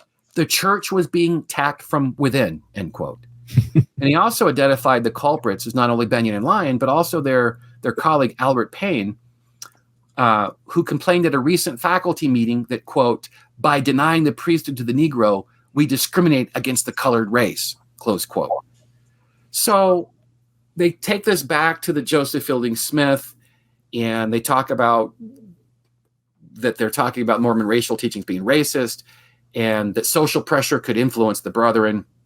And Joseph Fielding Smith is now just alarmed as heck, because Lowell Bennion is not any ordinary person, and neither is Lyon. They are beloved people. They had taught the who's who of Mormon thinkers and educators, including future Pulitzer Prize winning author and professor Laura Thatcher Ulrich of Harvard University. They had taught general authorities, Marion D. Hanks, who was a student of Lowell Bennion's early on. And Marion Hanks said that Lowell Bennion was one of the greatest influences of my life. And Lowell Bennion said something interesting. He said, and this is in his unpublished autobiography, he said that I taught a number of general authorities. I taught a number of great thinkers who would go on to earn PhDs and win all these accolades. He said, but there's only one general authority that I never got through to, and that was Bruce McConkie. He taught Bruce McConkie as a young student, and he said he was just too independent, even back in his student days. So I guess once it's in your DNA, it's always in your DNA. But so they don't know what to do with Lyon and Bennion, and I have they do know what to do, but they need to get their ducks in order before they terminate them. Right. I have a question. So in your book, you talk about how Lowell Bennion's response or his thoughts about the talk that Peterson and Smith gave to the church education employees. And you mentioned that he publicly criticized them. Do you want to talk about that a little bit? I thought that was really interesting. You meant the BYU Education Conference? That's right. Yeah, so that's some good context, Gerardo. So yesterday's episode, we spent some time talking about this talk that Mark E. Peterson had given to the BYU and CES religion teachers. This is a talk in which he was denouncing strongly the Brown versus the Board of Education at Topeka, Kansas Supreme Court decision. And we're coming back to like summer of 1954 now. Is that right? Yeah, just a brief drop back to August of 1954. And so Lowell Bennion had criticized, or at least challenged, Apostle Peterson in his views on the preexistence. And one of the things that Lowell Bennion said at this teachers conference in August of 1954, when there were dozens of church educators in the room, along with the Apostle Mark Peterson and Joseph Fielding Smith, he said, how could a just and loving God, how could you teach this, that people were less valiant because of a sin that their ancestor had committed? That seems to contradict all that the gospel teaches, that you'll be responsible for your own sins and not for somebody else's. And also, Lowell Bennion asked Mark Peterson, how could this be compatible with the scriptures where it talks about God being a God of love and justice and mercy? How is there any justice and mercy in denying a black people the sacred privileges of the temple? And so he's putting this apostle on the spot. And obviously, in Mormonism, you're not supposed to do that. And so Lowell Bennion's in the crosshairs of Mark Peterson and Joseph Fielding Smith ever since 1954. So this is 1962 when they send the spy to the Institute. And so really, sorry, Matt, really quickly, we mentioned the Bennion report last time as well, and your book mentions it several times. And even though it was Apostle Adam Bennion, right, who was the attributed author for it, he enlisted the support of Lowell Bennion to write it, correct? Then I have a question. Is that right? Yeah, so Lowell, I don't know 100% certainty that Lowell Bennion authored it, but I've read enough of Lowell Bennion that it reads like him. And they were related how, Adam Bennion and Lowell Bennion? Cousins. Okay. And then my question is there any chance, or Mark E. Peterson or Joseph Fielding Smith or anyone who would have not liked the Bennion report would have attributed any of it to Lowell Bennion back in 54 or afterwards? That's $1 million question, John. Did Joseph Fielding and Mark Peterson know who wrote the report? And I don't know the answer to that. Okay. Adam Bennion, he knows the landmines and the politics. I can foresee an instance where Adam Bennion put his name to it or the committee's name to it, without identifying Lowell Bennion as the author, simply because he wanted to protect Lowell Bennion from the hardliners. But I can't prove that. Okay. All right. Just curious about that. All right. Go ahead and let's go back to the early 60s. Yeah. So when this report from Lawrence Peterson of the assistant church historian, when he sends the report or gives them a recounting of the interviews that he had conducted at the Institute, and he tells Joseph Fielding, it's true, they've been teaching that the ban would be lifted, that pressure would force the brethren to change. Joseph Fielding Smith knows he needs to fire them, but he has to get his ducks in a row, because these guys have been teaching for over 2 decades at the Institute. I can't emphasize enough how iconic they were.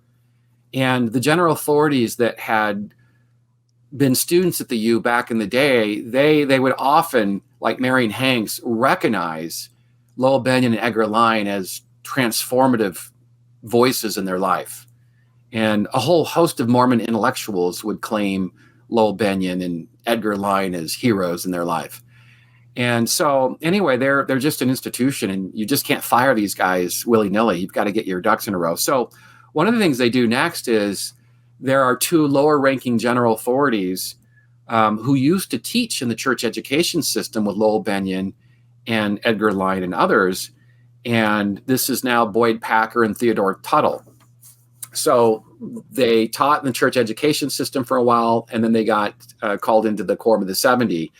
And it was Boyd Packer and Theodore Tuttle who met with Bennion and asked him point blank, what are you teaching your students about the ban and the church's race teachings? And Bennion said, I'm teaching that it's going to be lifted because Hugh Brown told me. And I'm teaching that it's incompatible with the gospel and the scriptures. And now Lowell Bennion, let's just pause for a minute. He is not a very, let's say, strategic person. He's admitting to general authorities that he's teaching all these heresies, that he's teaching things that contradict Reuben Clark's 1938 talk to the church's educators. So there's nothing political about Bennion at all. I mean, he's just speaking from his heart, and Lyon as well. So what happens next is that Boyd Packer and Theodore Tuttle, they make this report to the Board of Trustees. And in the report, they say that Lowell Bennion and Ted Lyon, T. Edgar Lyon, they're undermining the church's teachings on race. And they're also lousy administrators, particularly Bennion. And Packer had been telling Bennion and others at the Institute for a long time that you've got to keep roll. Let's keep a roll of the students who come to the Institute. Let's try to bolster our numbers. We need the Institute to be a bulwark against the secular theories that these students are learning on campus. We need to boost our numbers, and we need to report how you're going to boost our numbers. We also need you to talk to the right people on campus to see if we can give college credit for the classes that they're taking at the Institute. And Lowell Bennion, for as wonderful as a man as he was not interested in any of that administrative minutia. He didn't want to glad handle across the campus with the powers that be, and can you take our classes for credit? And he wasn't interested in keeping roll. His idea was, I want to give them something that they'll want to come back to on their own. I'm not going to penalize them for classes they may miss. So he was a lousy administrator, and self-identified, self-professed lousy administrator. So it wasn't just that the church's teachings on race that bothered Packer and Tuttle. It was some of his administrative attitudes that annoyed them. Anyway, so what happens with Lawrence Peterson and also the Boyd Packer and Ted Tuttle reports is that Joseph Fielding Smith now has the ammunition he needs to terminate these 2 important instructors. And they recognize right away that they can't just fire them. I mean, I can't emphasize enough the following that Lyon and Bennion have. And so what they do is they come up with this ruse that we will reassign them to write church manuals. We'll remove them from the classroom and we'll reassign them to write church manuals. And we'll characterize it as a promotion. The problem with that is that Lyon and Bennion both know it's a ruse. There's not a promotion involved here. It's just simply a ruse to remove them from the classroom.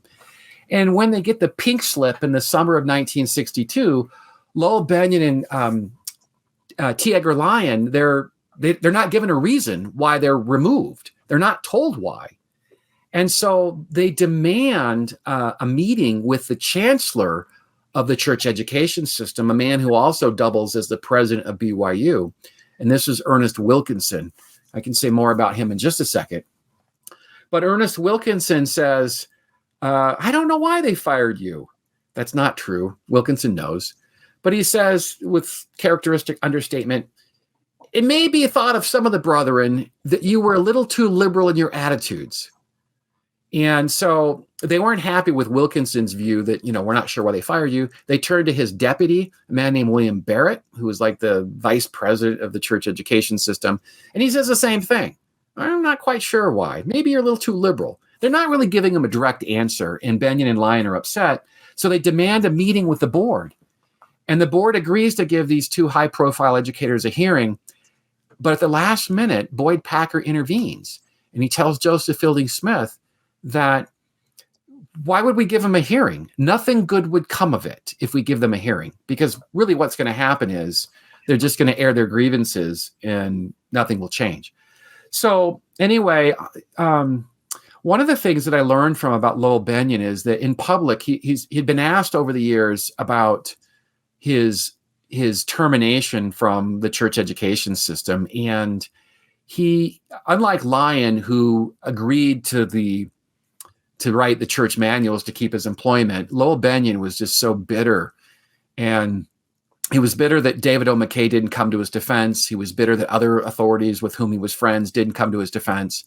And David O., of course, was too ill at this point. He was feeble. He didn't have the energy to fight the hardliners. But so David O., Lowell Bennion, rather than stay in the church education system, he decided to take a job at the University of Utah in administration. And when President McKay he asked President McKay's, advice, should I take this job? And President said, yeah, you should.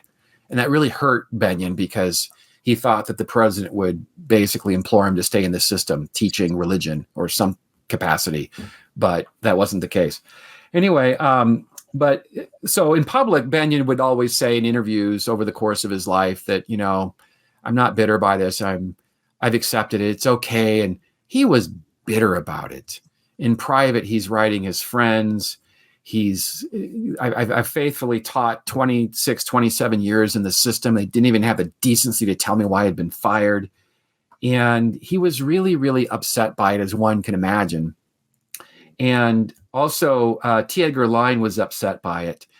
And Lowell Bennion's wife, Merle Bennion, she said something interesting. She said that when she would watch General Conference over the years, I would turn the TV off every time Boyd Packer's face came on. And she just couldn't watch Elder Packer, who at this point became an apostle in the early 70s. And when she made this admission, it was in the mid 80s. So she said, anytime Elder Packer's face came on, I just couldn't do it because she was so bitter that he played a role in her husband's ouster. So Ernest Wilkinson is the unfortunate person that has to deal with the fallout because he's the chancellor. And Joseph Fielding Smith is playing a role behind the scenes, but he's not, of course, volunteering that he was the one behind the purge. Joseph Fielding Smith said something in his diary. He wrote with a cool indifference, I write. He said that, let me read it to you. He said that Apostle Smith called Bennion's termination a reassignment, informing Inquisitor, quote, we needed him somewhere else, close quote. He echoed the same talking points about Edgar Lyon. In private, though, Smith responded to Bennion and Lyon's predicament with a cold indifference, writing in his diary that, quote, he received a number of letters of protest because of the release of Doctors Bennion and Lyon, who had been at the Institute for a number of years. Smith writes, I have also interviewed some students who were taught by them and reached the conclusion that the change in release was in order, close quote. So, but it's Wilkinson that has to deal with the fallout because he's the chancellor. And so Wilkinson recognizes when it goes public that these two beloved teachers have been fired, he produces a public relations statement indicating that they had been reassigned and promoted. And he gives this to the media outlets, gives it to the Deseret News, gives it to the Salt Lake Tribune. Over 200 students write protest letters to the Office of the First Presidency, including a young student at the University of Utah who ended his letter by saying, "May God have mercy upon your souls," talking about the general authorities. Marion D. Hanks, who's now a general authority himself, when he got word, he was overseas on a church assignment, and when he got word that his beloved teachers had been fired and or reassigned, he said, quote, "I made my views known." I don't know what that means, who he talked to, but Elder Hanks was just really, really upset about it. And so this is really not a good thing for the church. It wasn't something that Smith had anticipated. He knew there'd be backlash, but not to the extent that people would be writing these protest letters. And they also marched at Temple Square. Some of his Lyon and Bennion's current and former students were marching at Temple Square in protest.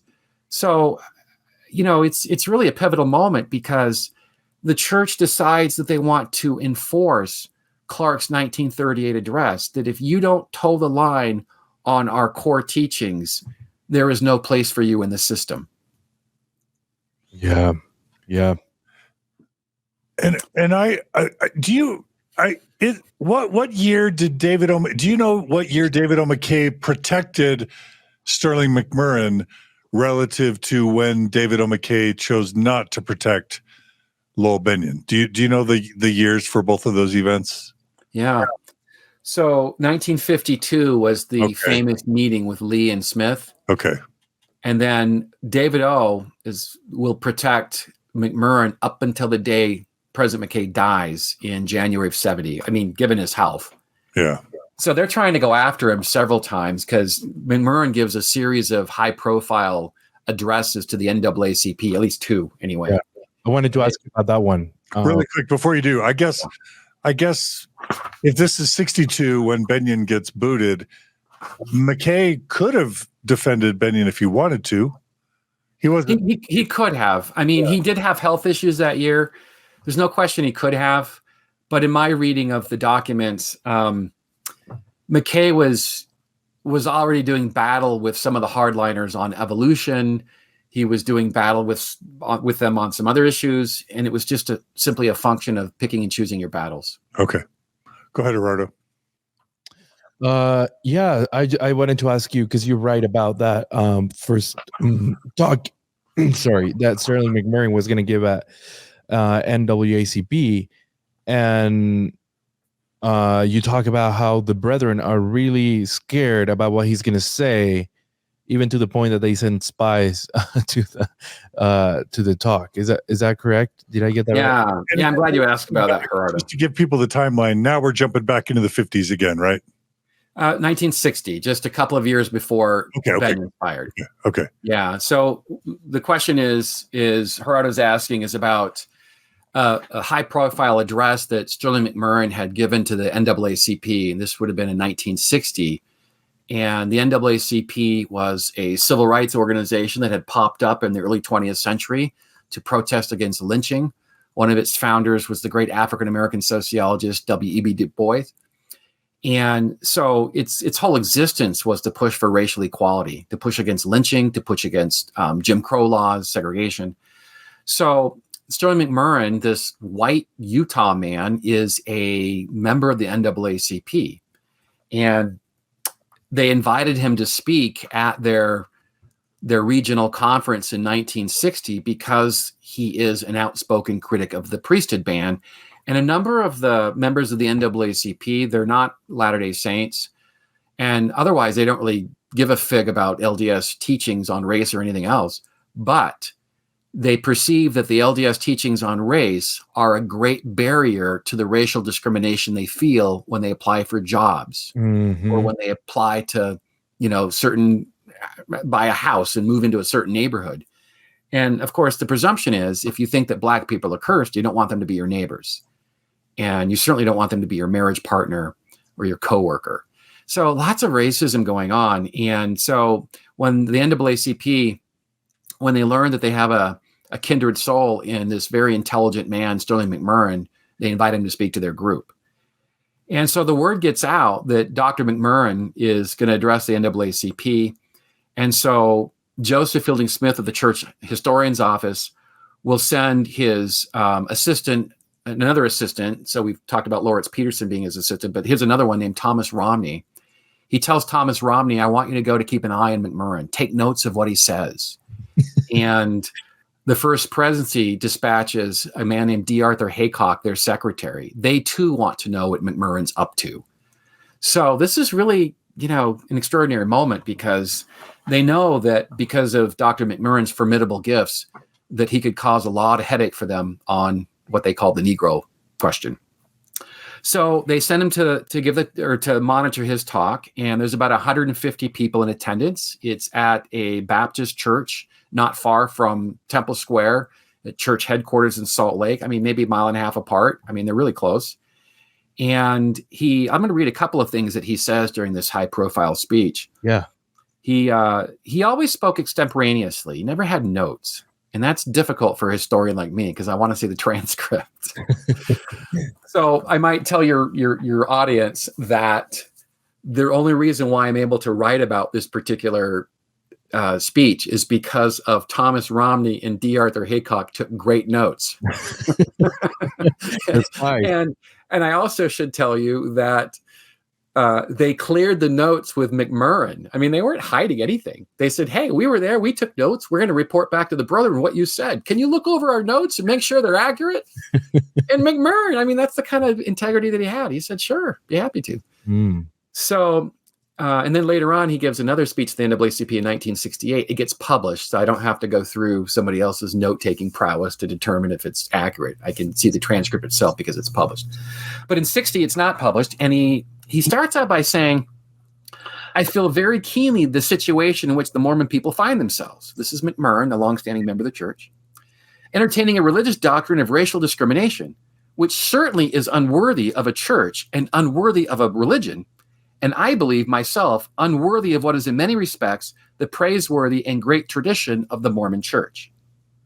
McMurrin explained the origins of Mormon racial discrimination as he understood it from reading a controversial biography of Joseph Smith by Fawn McKay Brody, David O. McKay's niece.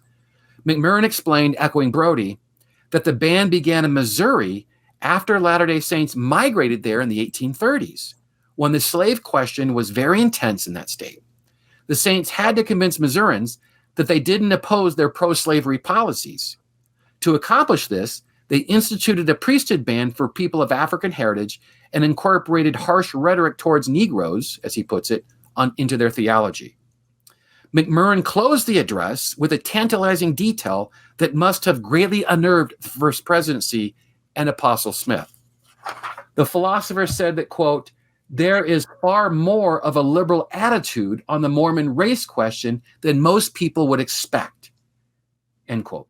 And he cryptically noted that a general authority had explained to him not very long ago that he did not believe that Negroes were under any kind of curse, and as far as he was concerned, this was not the doctrine of the church and never was. He didn't say who the general authority was, but he teased the audience that it wasn't a bishop or a stake president, but a high-ranking church leader. Few, if any, in the room could have known that McMurrin was talking about church president David O. McKay as his source.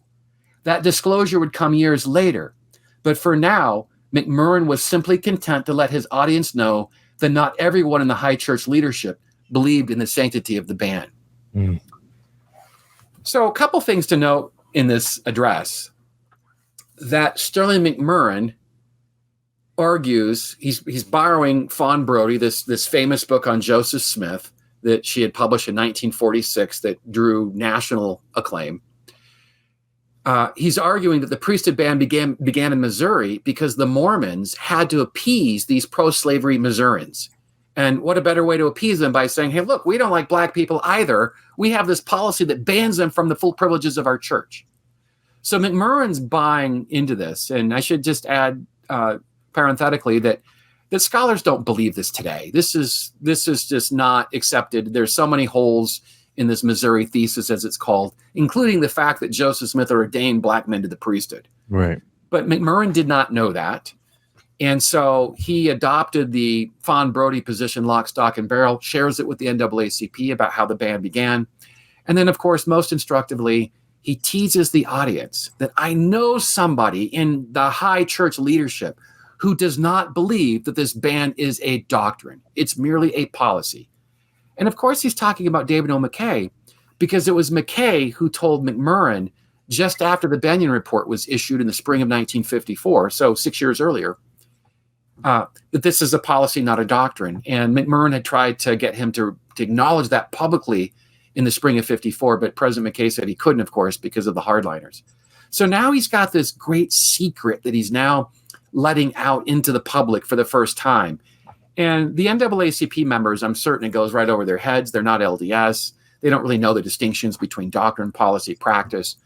But certainly for Thomas Romney, Joseph Fielding Smith's associate, and also D. Arthur Haycock, the secretary of the first presidency, that's not lost on them. There's something sinister going on, but they can't put their finger on it because McMurrin will not let that secret out until 1968, 8 years later. So this is something that's really greatly unnerving the brethren. Yeah. All right. So what's interesting is, how does the first presidency respond? They, Smith and Lee have been trying to excommunicate him for a number of years at this point, and Smith and Lee will try it again, and David O. will come to his defense and protect Brother McMurrin, even though he's got harsh views, even though he's criticizing the church for its racist teachings. President McKay does not want to see his good friend Sterling McMurrin excommunicated. So yet he protects him yet again from the two hardliners who want to see him cut off. Yeah. Yeah. Well, what do you think, John? Yeah. So I think this is a really important moment in Mormon history, kind of the 50s and 60s, because prior to, prior to J. Reuben Clark's talk, prior to the ascent of Joseph Fielding Smith, and frankly, tell me if I'm wrong, prior to the demise of Woodstow and Talmage, and some of the more scientifically minded apostles, we have a church that was more open to science, more open to secular wisdom. I remember Ted Lyon sharing with me some sort of statistic that Utah graduated more women from graduate school than almost any other state in the United States, sort of in the early 20th century. In other words, there was a time in the early 20th century when the Mormon Church was much more open to science and progress. And then once the right apostles died out, then Joseph Fielding Smith, Bruce R. McConkie, Boyd K. Packer kind of really have their ascendancy, along with, Wilkinson and Marky Peterson and others in the 50s and 60s, such that church educators get put on notice that they need to prioritize faith and church doctrine over science and scholarship and education. And then they start sending out spies to spy on certain thoughtful educators that are viewed less scholarly, less in line with church doctrine, I should say. They start spying on them. They start, threatening their membership. And by the early 60s, between the 50s and 60s, they start weeding out, people that don't fall in line, educators that don't fall in line. And this, if you follow that line all the way through the 70s and 80s and early 90s, there's this sort of purification of the church education system that really, really impacts people like me that were raised in the Mormon Church in the 70s and 80s, where we were very much raised as Joseph Fielding Smith, Bruce R. McConkie Mormons, very literalistic, that then sets us up for disaffection once the internet comes online and we start understanding problems with the church's truth claims. It's a very important moment in church history, and your book really does a great job. And when I say your book, this book, Second Class Saints, Matthew Harris, does a really good job of discussing that dynamic within church education, church discipline, as it relates to the priesthood ban. That's my summary. That's a long summary, but that's what all this means to me.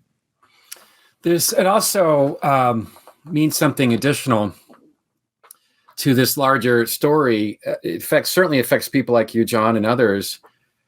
And because for the quintessential moment is as when you're a general authority, that your ideas, your talks, the books that you write, they make their way into church manuals. And it's McConkie and Joseph Findlay Smith, as you pointed out, that are dominating the church manuals in the 70s and 80s. It's not so much, Widsoe, Talmage, B.H. Roberts, those of whom were dominating the church manuals in the early 20th century. Now we've got new doctrinal expositors on board. And this moment of 1938 with this groundbreaking address by Reuben Clark, and this moment in 1962 when these two beloved professors are removed from the classroom because they're not orthodox enough, that they have questions and concerns. It's a defining moment in the church, and this tension has always been there in the CES and BYU religion department. And the tension is, do we want people with academic training, biblical languages and literature, in PhDs in religious studies or PhDs in American religious history? Do we want those people in our faculty, or do we want sort of the seminary and institute types that come up that have degrees in recreational management or leadership or something along those lines? And that tension has always been there. It's there to this day in the church. And depending on who you talk to and what year you're talking about, the pendulum may swing towards, we want to hire people with legitimate credentials in the languages and literature. And then the pendulum may swing the other way, where we're more interested in hiring people who come from non-religious backgrounds and their graduate degrees are in leadership. And just a quick anecdote to illustrate the tension with this is that in the 1960s or 1950s, when BYU President Ernest Wilkinson made a surprise announcement to the BYU religion faculty, he said, we're going to hire Cleon Skousen on the religion faculty. And Cleon Skousen was a political person. He was not trained in languages or literature of the Bible. He was trained in the law, and he was more partisan than probably anybody else on that faculty. And when Wilkinson announced that, there were 3 religion professors who marched into his office, and they were angry. And Hugh Nibley and Sidney Sperry and a younger scholar named Richard Lloyd Anderson, all 3 of these men, 2 of them had PhDs from Berkeley in ancient history. And the third one, Sidney Sperry, from the University of Chicago in the Bible. And these Anderson, Sperry, and Nibley, they all said to Ernest Wilkinson, what do our degrees mean if you're going to hire someone like Skousen? He's just a political hack. We don't want him on the faculty. And Wilkinson's response was classic. He said, he was hired above my head. I was told from Salt Lake that we needed to have him on the faculty. And so I don't know if Skousen, I'm certain he felt it, that he felt like an outsider because he didn't have the appropriate credentials. But we've always seen that tension. And the idea would be that if you're trained with these academic credentials, that somehow you can't be spiritual enough, you can't be orthodox enough to bless the lives of Latter-day Saint youth. And that, of course, is nonsense. I mean, some of the best people I know who've taught BYU in the religion department have legitimate academic credentials, and they are as fine a teacher of the church and its teachings as anyone I know. Yeah. And so just like last time, we talked about this moment in time, 54, where the brethren get the Bennion report. They know there's no real scriptural or theological or doctrinal basis for the priesthood ban. And they get that in the spring of 54. And then in summer of 54, Marky Peterson doubles down and then spreads this racist doctrine and theology to all of the prominent church educators. That's a real important moment in time for sort of like extending the life of the priesthood ban. This moment in time in the 50s and 60s of like sort of a purge on the church education system and the firing of Lowell Bennion and T. Edgar Lyon sort of sets the church on this path of literalism and rigid orthodoxy, where it could have taken a very different path. Let's just say Joseph F. Smith had not hired his son to be an apostle or called his own son nepotistically to be an apostle in his 30s. way back in the early 1900s. Maybe he wouldn't have outlived some of these other apostles, and maybe by the 50s and 60s, the church could have followed, let's just say, Judaism in respecting academics, respecting science, respecting scholarship, and church education and church culture maybe could have taken a very different turn. Is that fair to say, that this was a moment in time where the church took a turn that really impacts us now? Yeah, I think there are a lot of contingent moments in any episode in history, including this one here. And I mean, here's another one, that it's Franklin West and Lynn Bennion, two progressives in positions of authority. They were called by the Brethren. So Franklin West to be the commissioner who hired all of these liberal people, and also Lynn Bennion. Imagine if they had someone like Boyd Packer in that position, right? Imagine if they asked Sterling McMurrin, do you have a testimony of the gospel? Do you believe in the first vision and the plates and all of that? They never asked him. I mean, that alone speaks volumes. Here they're going to hire you for church employment, and they never asked you some of the most fundamental questions that one ought to be asked in this kind of employment. So today, of course, that would never happen. They're going to ask you all kinds of detailed questions about your beliefs and, the people that you associate with, maybe. But so, yeah, if Joseph Fielding Smith wasn't called into the quorum, he wasn't given the special blessing. And let's say that, I don't know, if John Widtsoe or James Talmage, men who had the capacity to entertain secular ideas, they were trained. They went to universities. Joseph Fielding Smith was basically high school educated. So if they had other men in that position, we probably wouldn't have seen this clamp down on orthodoxy that we've seen that still affects the church today. Yeah. There's at least a couple parts of the book, chapter 3 of the book, on segregation, that I just want to make sure we mention before we move on to the next chapter, chapter 4.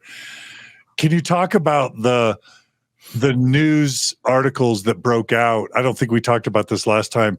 Time does an article related to the treatment of Black Mormons that along with the Deseret News editorial causes a big scandal, or at least a lot of stress with the Brethren. And I also want you to just remind us, you claim in your book that David O. McKay considered lifting the priesthood ban in the 1950s, and that really kind of blew me away. Can you talk about those two things? Yeah, so when President McKay returned from South Africa in February of 1954, he recognized that the church couldn't globalize in places like South Africa, Brazil, and elsewhere with this ban. But he also recognized that he was essentially a lone voice in the wilderness, and he didn't have the support in the quorum to lift the ban.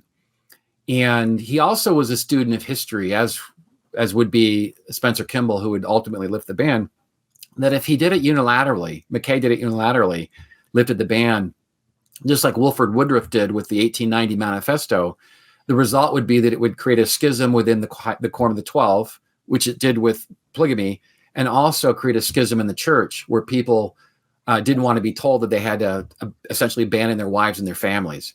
And so they left Mormonism. Some of them were excommunicated, and they started their own fundamentalist groups.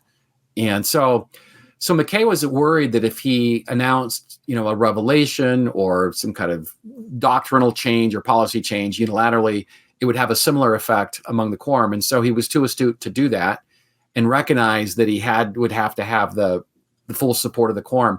And they frequently told him that too, which is kind of interesting. They're telling the church president, look, you can't do this unless we agree to it. And it's like the president doesn't know what the Doctrine and Covenant says, right? I mean, he knows that it has to be by the unanimous consent of the 12 and the first presidency, the top 15. But they're telling him just as a gentle reminder, don't even think about it. So he wants to do this. His son recognizes that his dad would have lifted the ban in the 50s. So this is McKay's son. McMurrin recognizes it. Hugh Brown recognizes it. But it's all about having the support. And as I mentioned in an earlier episode, that Mormon revelation is there's an idea that comes to us, the 12 in the first presidency. We talk about the idea, we argue about it, we bandy it about, we discuss it, rehash it, hash it out some more. And then once we reach a consensus, we pray about it, And then the president says, I feel to say that this is a revelation. And that's how institutional revelation is given. And that's essentially how it's supposed to work now. But again, McKay doesn't have the support. The timing's not good, right? This is Jim Crow America. The saints in the South and probably elsewhere in the church would have left the church because they're so thoroughly racist in their views. So McKay doesn't really push the issue as much as Kimball would 2 decades later. And but the Brethren in the 1950s, that they're starting to get pushback on their views on racial equality. And I know you're going to get into this, Matt. I do want to point out really quick, though, that it seems to me, although you do talk in your book about McKay really not liking the priesthood ban, there are other instances where I am disappointed with President McKay. And I think you're going to talk about it with the support of the bill that General Authority Marion D. Hanks gets to the first presidency. So just make sure you comment on that.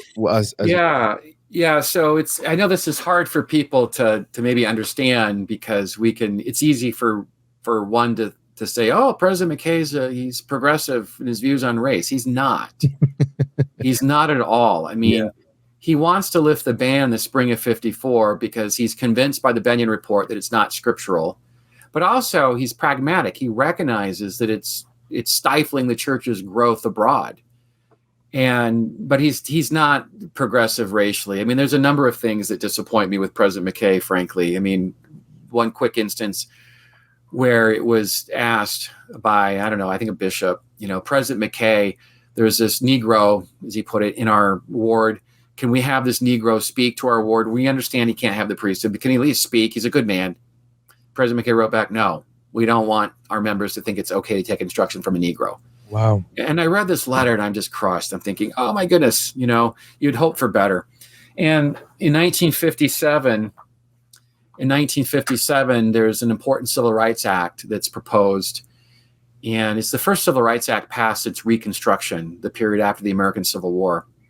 And this is the country is starting to think about civil rights. Rosa Parks had been arrested a few years earlier for refusing to abdicate her seat on a bus. And so she violated a Jim Crow law that said black people had to sit in the back of the bus. And she demanded to sit in the mid part of the bus, which is okay for both black people to sit as long as white people didn't request the seat. So when a white person requested her seat, she unhappily was told that she had to give it up, and she refused to do it. And then Emmett Till, this young 14-year-old lad from Chicago who visited a relative in Mississippi, was brutally murdered. So those two incidences in 54 and 55, and then the Brown decision, I mean, really these three incidences are pushing the civil rights movement forward. And the church is caught up in this, as I mentioned last episode. And with 1957, the first Civil Rights Act since Reconstruction, it essentially, what the act did was it said that the federal government would create a commission to look at civil rights violations for people who wanted to interfere with black people and their right to vote. And the church just said, David O. McKay, when he was asked by Marion Hanks, a general authority, and also asked by a Utah congressman who was also a general authority, a guy named Adam Duncan, who was friends with Marion Hanks. So just to recap, Marion Hanks, the general authority, Adam Duncan, the friend of Hanks, also a Mormon congressman, also a member of the NAACP. They're working with the NAACP to get church support for this 1957 Civil Rights Act. And Hanks was disappointed, as was Duncan, when President McKay said, we're not going to do this. We need to remain silent. We don't want to bring attention to ourselves, either supporting the act or not, because we're afraid that people will take criticism at our church teachings on race. So they don't do it, and they leave themselves open. And by 1960, this all sort of starts to slowly seep out, the way that black people are treated in Utah. And there's a Civil Rights Commission that had evaluated the state of racial equality in Utah in 1960, and it wasn't pretty. The NAACP executive director, a guy by the name of Roy Wilkins, He said, quote, "The Mormon church is further behind than even the bigoted white churchmen in Mississippi or Alabama." Wow. Close quote. I don't know if I agree with that. That's extraordinary. I know a lot about Mississippi and Alabama, and it's hard for me to imagine. I mean, there are lynchings galore there. For him to say that Utah is just as bad or worse I don't know if that's, sustained by the evidence. But it doesn't matter. I mean, the perception that he has is it's a terrible place for minorities, and he's not wrong. Do you think that part of it is because, I think in your book you talk about how Black people at the time were taking a lot of offense on how Mormon doctrine was codifying the racism into teachings and putting it in the mouth of God, where that would have been a little bit more difficult for other Christians and be more like opinion based rather than, oh, this is part of my doctrine. But I'm not sure if that could be part of that.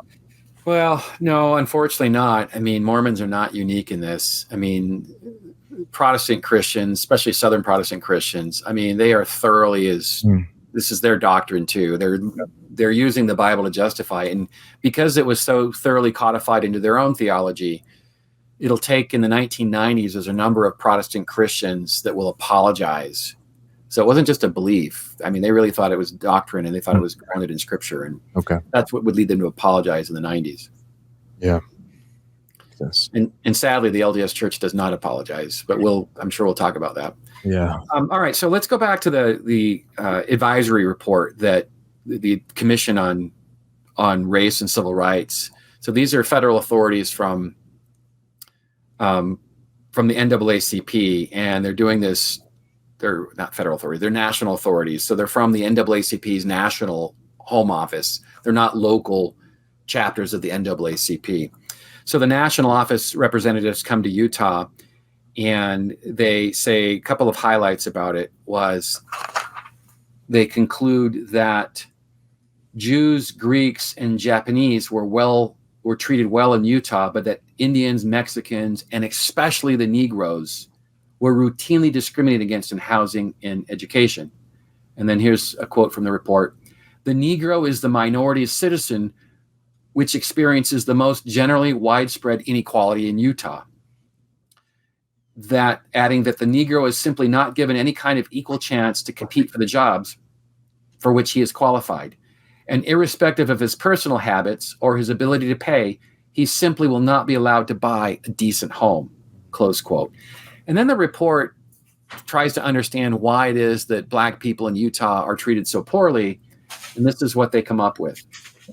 "The Mormon interpretation of the curse of Canaan in the Old Testament and Latter-day Saint scriptures, together with unauthorized but widely accepted statements by leaders in years past, have led to the view among many adherents that birth into any race other than white is the result of a performance in a pre-earth life, and that by righteous living, dark-skinned races may again become white and delightsome." Close. So this report's coming out the same year that McMurrin's given this hotly charged address to the NAACP, and little wonder why the brethren are going to dispatch their two people from the inside to look after them, because they're coming under scrutiny now. And Time magazine, this is like the church's worst nightmare when you have this national magazine with a huge readership. They're going to run a story on this 1960 Civil Rights Report. And I write in my book that Time magazine obtained a copy of the report and issued a scathing rebuke of the Mormons. Its conclusions were unusually strident or critical for a magazine that sought to reach a broad audience. And this is just a little quote from Time magazine. It says, "Whatever they may do or leave undone about their Negro brethren, most U.S. churches hold that all men are created equal before God. One notable exception, the Church of Jesus Christ of Latter-day Saints." Wow. So all other churches are coming around to racial equality, which is not entirely true, but that's what they're saying. They're all coming around to racial equality, except for the Mormons. And so with Time magazine publishing this big report, this is the first time that, it's probably the second time, if you count Lowry Nelson, that Mormon racial teachings are really being exposed to a broader audience. And the Deseret News, the church-owned newspaper, the folks who run there take their cues, of course, from the general authorities, and they're told that we need to run a piece to respond to this. We can't let the Time magazine define us without us responding. And so they do. And the Deseret News ignores a lot of the main points that the report says. They don't really want to deal with some of the doctrinal points about racial fluidity and curses and all of that. So what they say is, this is the editorial from the Deseret News, that the Negro race is certainly treated no worse in Utah than elsewhere. And most whites and Negroes would mutually agree that treatment here is generally much better. There is no racial segregation in schools, employment, or elsewhere in our communities, which may have been, and I write, which may have been true as a matter of law, but was demonstrably false as a matter of fact. Mm-hmm. So, I mean, that's not a very good defense that, oh, we're racist. Well, we're no worse than anybody else. And it's not a good look for the church in the early 60s. Yeah. Well, certainly that's a way that the church has responded to other issues. We're not worse, or we haven't been worse than other people. So I'm not totally surprised. But it is surprising that the brethren are behind the response, and are the ones that either commissioned the response or wrote the response. Do we know, Matt? No, not in this particular thing. It could have been. I mean, I can guess. It could have been somebody on the inside, that is somebody who works for the Deseret News, just a church bureaucrat. Or it could have been somebody who wrote, when he was employed by the Deseret News, who wrote a number of their editorials. And it could have been Mark Peterson, the apostle. He was known to write dozens of editorials. Or it could have been J. Reuben Clark of the First Presidency, who also wrote a number of editorials. And when they wrote editorials for the Deseret News, they oftentimes did it anonymously. They didn't let it be known that they were a church authority. They would just simply hand the editorial over to the Deseret News staff and say, hey, publish this. Yeah. And of course, they would do as they were told. But I don't have any evidence who wrote this, but I would say probably Peterson or Clark. That makes sense. And something that's like shocking to me is that a lot of Orthodox members are upset about what their church wrote on the Deseret News about the editorial. Is that right? Yeah. So some of the members, they respond back with their own editorials where I don't know if your listeners may know this, but in those days in newspapers, when there would be and also journals too, for that matter, there would be a story written or an article published. There would always be feedback that people could write a little note about, I read the article yesterday that you published on the church and the NAACP.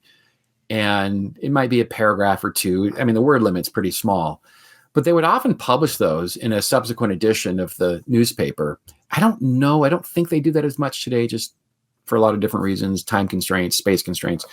But they would allow those voices from people to write in.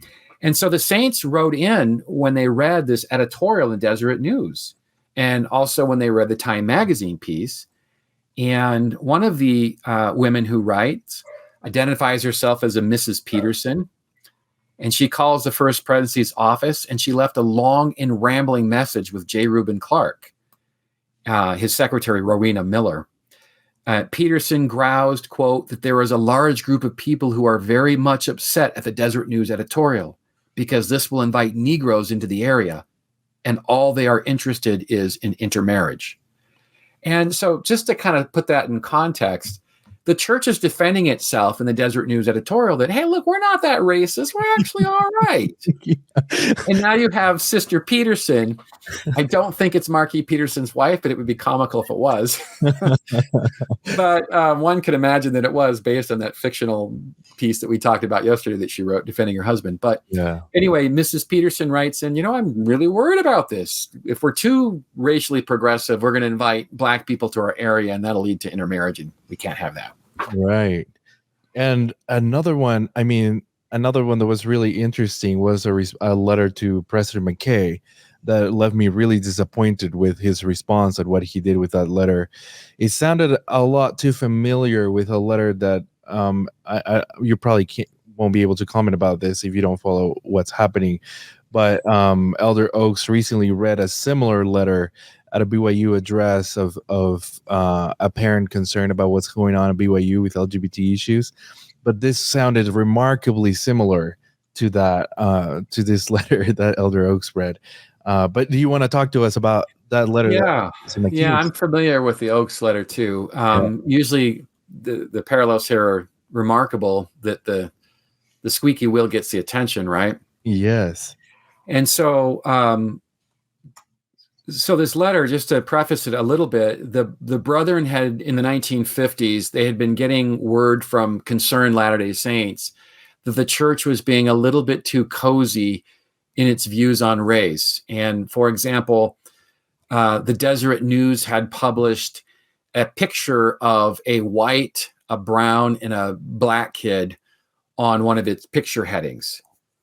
And some saints saw that and thought, oh my goodness, this is anathema. This is really indicating, this is the 1950s, this is indicating the Deseret News, the church's newspaper, that it's okay for black and white kids and brown kids to hang out together. And so they complained about that the church is becoming a little too racially progressive. And Reuben Clark put a stop to that. When he was also angry that when he read that in the Deseret News, he told the churches, or the Deseret News editor, don't ever do that again. And even Ezra Taft Benson, when he was the Secretary of Agriculture in the 1950s, his daughter was in school at the time, I think high school. And Ezra Taft Benson and his daughter and a black student, a young black girl who was friends with the Benson girl, the three of them had their picture taken. So Apostle Benson, who was also the Secretary of Agriculture, and his white daughter and a black classmate have their picture taken together. I'm not sure how the picture gets out or circulated, if at all, but I do know that one of Benson's associates in Salt Lake told him, this is not wise for you to take pictures with black kids or your daughter, because it could lead to mongrelization, the mixing of the races. Wow. And then Benson writes back, okay, I'm so sorry, I made a mistake. So, but again, I'm not here to defend anything or anyone, just here to defend the truth. But Latter-day Saints are not unique in any of this. I mean, there's a growing chorus of people in the United States who are fearful that black and white people ought not to be together, not in pictures, not in school, not in restaurants. And so Latter-day Saints are just following these larger cultural trends. And that's why I pushed back on Roy Wilkins, the NAACP leader, when he said that Utah's is bad or worse than Mississippi. I don't see that. I mean, I just don't see that. And this is not to say that Utah is racially progressive or even better than most, because they're not. But the truth is that Utah is not lynching people in the South like they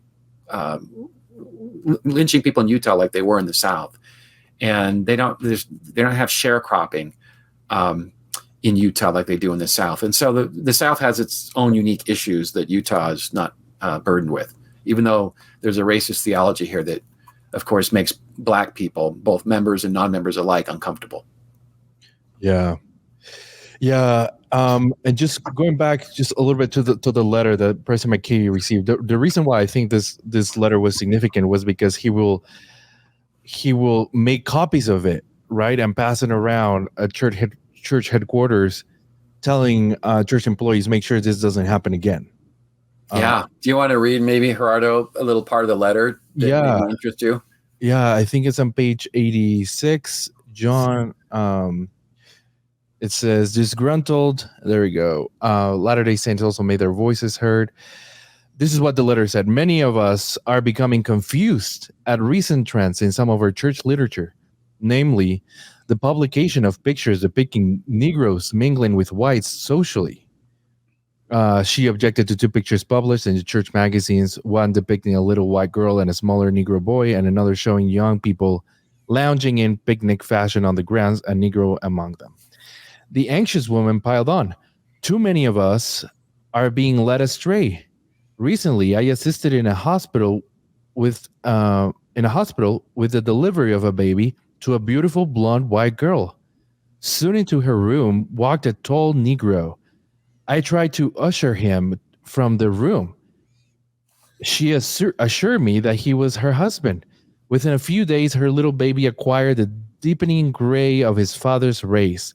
The girl knew no shame. She felt that moderns are about race differences. The women then wrote in all caps, perhaps she would have known better had she been taught. She followed that story with another one of equal drama, saying that a stake president she knew had a daughter who married a black man. She wondered if the stake president didn't grieve for his error in failing to teach his daughter that each race has a different destiny. The women bluntly criticisms jolted President McKay so much so that he shared a copy of the letter with his counselors and asked them to share it with all auxiliary officers of the church, accompanied by a letter of signed by the first presidency, asking them to read the letter carefully and avoid printing anything in the church magazines that would give appearance that the church favored interracial mingling.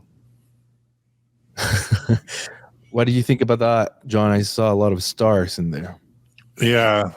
Honestly, I wrote in the margins, it reminds me of Holland Musket speech, because we know that starting in the 2000s and 2010s, that the church started changing its stance on LGBT people.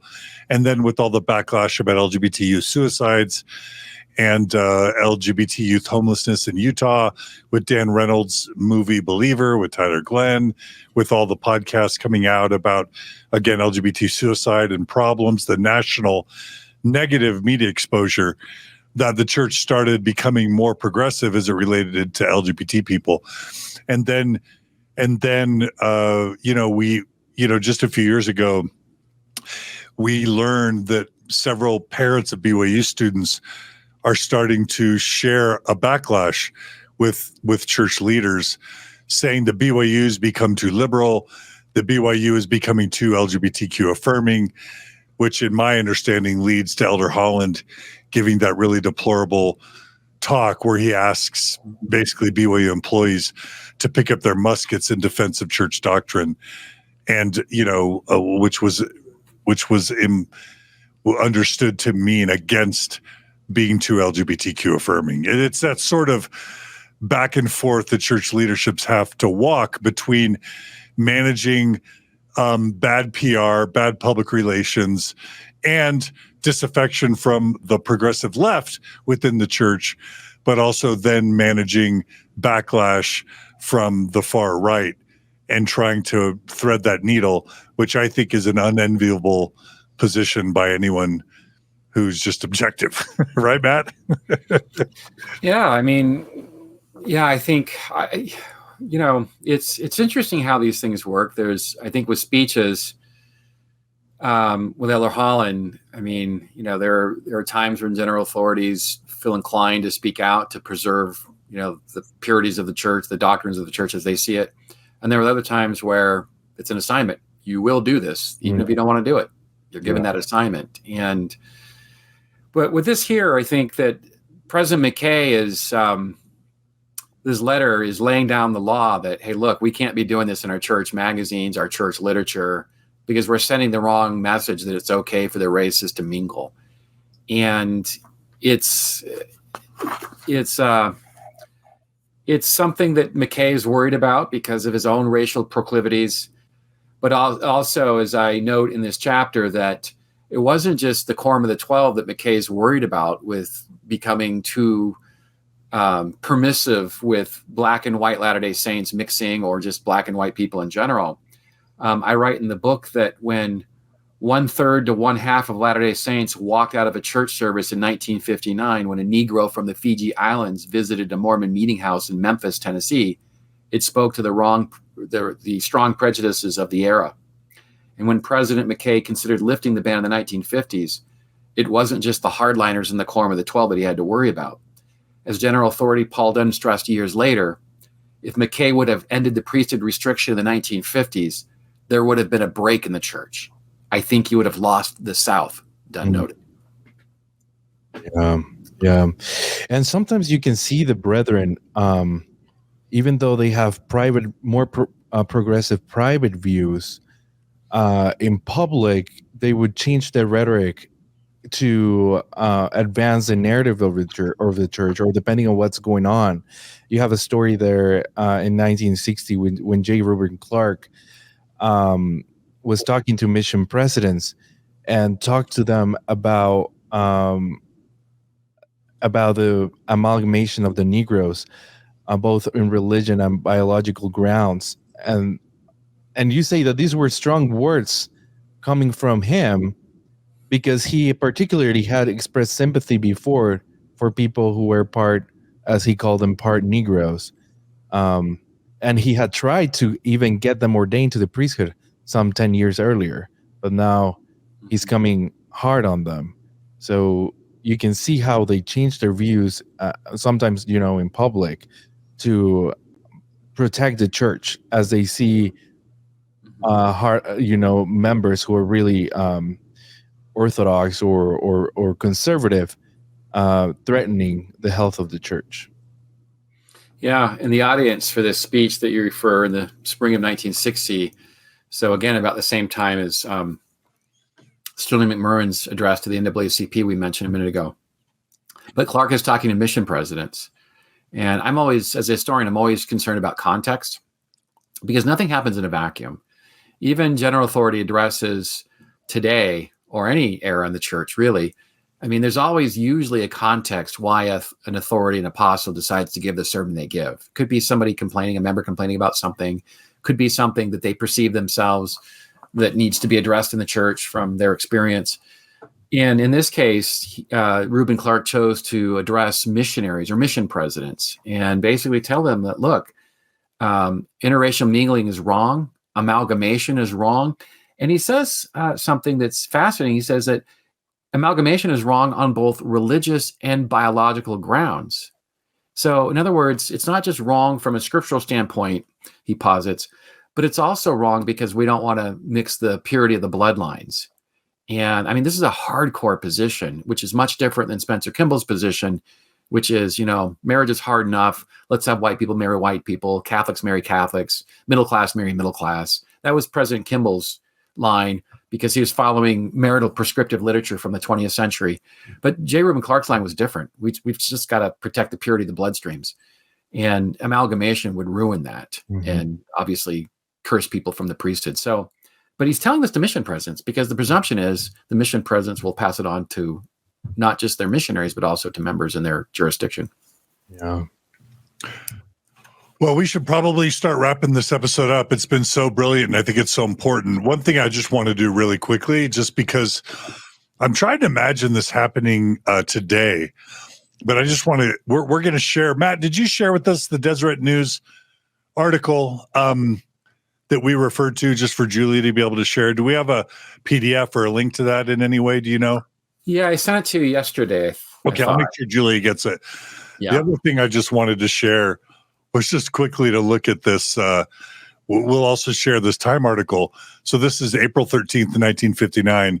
And I just want everyone to imagine an article like this about Pick Your Mormon Church Doctrine appearing in, one of the main publications in the United States, news publications in the United States. It reads, "Whatever they may do or leave undone about their Negro brethren, most U.S. churches hold that all men are equal before God. One notable exception, the Church of Jesus Christ of Latter-day Saints. The Book of Mormon teaches that the colored races are descendants of the evil children of Laman and Lemuel, who impiously warred against the good children of Nephi and received their pigmented skin as punishment. Last week, a Utah State Advisory Committee to the U.S. Commission on Civil Rights drew on this Mormon scripture in a scathing report on the state of the tiny non-white minority in Utah. Quote, "The Indian in Salt Lake City or Ogden is lost, friendless, and generally out of a job, according to the report. The same is true of the Mexican American, and the extent of mistreatment of the Negro in employment, restaurant, and hotel service, higher education, housing is almost impossible to ascertain." And then it concludes, the Mormon interpretation of the curse of Canaan, together with unauthorized but widely accepted statements by Mormon leaders in years past, has led to the view among many Mormon adherents that birth into any race other than white is a result of inferior performance in pre-earth life, and that by righteous living, dark-skinned races may again become white and delightsome. I guess all I'm saying there, Matt, is imagine major news publications today just shining the spotlight on Mormon church doctrine and theology. I'm not seeing a lot of that these days. And so this is it's stunning to think that this was happening back then. The only other thing I'll just say, Matt, is that I read this amazing book, Second Class Saints, there's this paradox that the thing the brethren see most, the Mormon church leadership, when I say the Mormon church leadership seem most terrified to have people think, is that the brethren are susceptible to or influenced by social and public pressure or embarrassment or lower level dissent. And then it also just seems incredibly obvious that that's exactly how influence and change happens in the church. Tell me if I'm getting it wrong, Matt, or if you would phrase it differently. Yeah, I've been saying this for a very long time in public addresses I've given, that any leaders, Catholics, Jews, Protestants, Muslims, I mean, we're all influenced as humans by our context, our surroundings, our culture, and the church leaders are no different. And I'm always intrigued when I'm reading their diaries, their letters about the things that capture their interest in the news. You know, of course, I'm interested. Did Apostle so-and-so comment on the Brown versus the Board decision? Are they commenting on what's going on in Vietnam or the civil rights movement or the women's movement? I mean, they're reading the newspapers. They're watching the news. And one of the things that we'll learn in the next time we meet and talk for our next episode is that in chapter 4, I talk about where Ezra Taft Benson, this apostle who's got some very, very radical views on politics. I'll talk about, he's writing right-wing talk radio, which emerges during the Cold War. There's this new radio broadcasting apparatus that pops up, and it's a very radical brand of Cold War conservatism. Well, Benson's listening to this stuff. It's not unlike, let's say, Tucker Carlson or Sean Hannity or any number of these folks today. This is what Benson's listening to.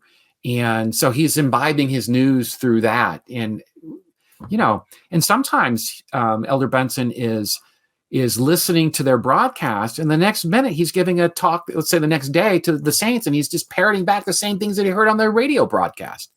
So to say that they're not influenced by the context and the things that surround them would be remiss. Let me say one last thing about Joseph Fielding Smith. A couple of years ago, 2022, I did an article for a dialogue that your listeners can read online if you want to. Just Google Matt Harris, Joseph Fielding Smith. It should come right up. But anyway, the article is about how Joseph Fielding Smith's views evolve over time. He never thought that the ban was, he always thought it was doctrine, and he always thought it was right and God's will. But you can see him evolve in terms of his heart softening, recognizing that the apostles, the teachings on race were affecting Black people. And they could see the harm involved and how it was causing them. I mean, imagine this. If you're a Black Latter-day Saint and it's disclosed that you have a cursed ancestry, that it's not just your church calling that could be at jeopardy, but it could be your marriage to your spouse in the temple. Or if you live in a tiny little, let's say, Utah community or Arizona or Idaho, these 3 states with high populations of Latter-day Saints, if you live in a small area like that and it's out that you're cursed and you own a small business, people will boycott your business. You could be done economically. You could be ruined. And Joseph Fielding Smith recognizes this and comments about it in private, about that he sees the harm in the policy, but apparently not enough to change it because he thinks it's God's will to keep the policy in place. Yeah. I mean, that's kind of how things go, right? Like, I think it's pretty obvious that the brethren are being influenced by what's happening around them. And just, I mean, the letter that we read earlier, from the member writing McKay, obviously had some influence in how this shaped later internal policy about how things are managed inside church headquarters. I think one of the things that you talk about later is the long-standing internal policy that the church had of not portraying interracial couples in church publications. And I have a really close family member who worked for church headquarters in the Liahona department, and she told me that up until in one of their meetings, up until very recently, they brought up that that policy that was in place just a couple years ago, where they couldn't portray interracial interracial couples in church publications. Apparently the policy was still in place up until just a couple years ago.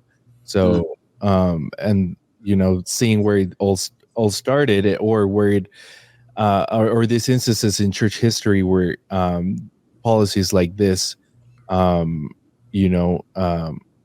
reinforced by the first presidency is kind of enlightening. But. And I'll just add to close that, I just Googled the Chartered Course in Education. Here's a slide that would be shared in modern times by a modern church educator. And it basically says, over half a century has passed since President J. Reuben Clark presented the Chartered Course of the Church in Education. It has been and remains still our standard by which we set our course and direction as religious educators. And it continues to be quoted often whenever teaching in the church is discussed. And then if you go to a recent, what is this, a packet, Gerardo, that the church has put together, or a course? Yeah, it's the new course for BYU called Foundations and Dreams. Yeah. And we're showing it here. It has basic foundational texts as a BYU course. Do you know how this course is used, Gerardo? So this is a new course that BYU is implementing, and all BYU new freshmen BYU students have to take this course. It's going to be part of the curriculum that every student has to take. And if you look, it's got D&C 88 or Reinhard Mazer text, Carl G. Mazer text, and then there it is, J. Reuben Clark Jr.'s The Charted Course of the Church in Education. It's got some stuff from Spencer W. Kimball and President Worthen. And then, of course, we can't forget, they added inexplicably Jeffrey Holland's Musket Talk, the second half of the second century of Brigham Young. So, I mean, again, J. Reuben Clark and this mentality is still alive and well. For those of you who think Ernest Wilkinson's rhetoric was just isolated to, Black members of the church, his comments have impacted the LGBT community as well. We just included this quote just so that people know. He's quoted as saying in 1965, as BYU president, "Nor do we intend to admit to our campus any homosexuals. If any of you have this tendency and have not completely abandoned it, may I suggest that you leave the university immediately after this assembly. We do not want others on this campus to be contaminated," and he used the word contaminated, "by your presence." Of course, Ernest Wilkinson's legacy lives on in various ways at BYU. And so that we're not just being completely critical and negative, of course, there's still a Lowell Bennion Service Center at University of Utah, as I understand it, that honors the legacy of Lowell Bennion. Here's a lovely quote by Lowell Bennion: "Learn to love the sunrise and sunset, the beating of rain on the roof and windows, and the gentle fall of snow on a winter's day." Mormonism is the legacy of Ernest Wilkinson and Mark E. Peterson and Joseph Fielding Smith. It's also the legacy or the inspiration for the Lowell Bennions and the T. Edgar Lyons and the Eugene Englands of the world. We can't forget that it's created some inspirational, beautiful, progressive individuals as well. And then in that light, I know, Matt, you wanted me to make sure and mention Sterling McMurrin's book, The Theological Foundations of the Mormon Religion. by Sterling McMurrin.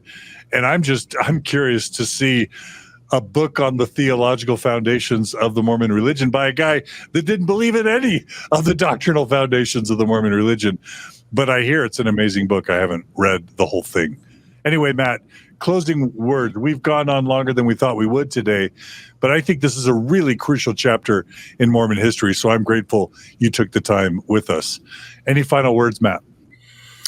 Yeah, we talked about a lot of things today, and this is a defining moment for the church in the mid-20th century. They're drawing a line in the sand that if there are people like Lowell Bennion and Edgar Lyon who are critical of the church's race theology, we're not going to tolerate it. And in July of 1962, about the time these guys were losing their employment, Mark E. Peterson gave a talk to the CES educators in which he reaffirmed J. Reuben Clark's message in his 1938 address at Aspen Grove. And he just basically, this is Elder Peterson, he said to the church educators that we only want teachers of fundamental orthodox doctrine and truth. That's an exact quote.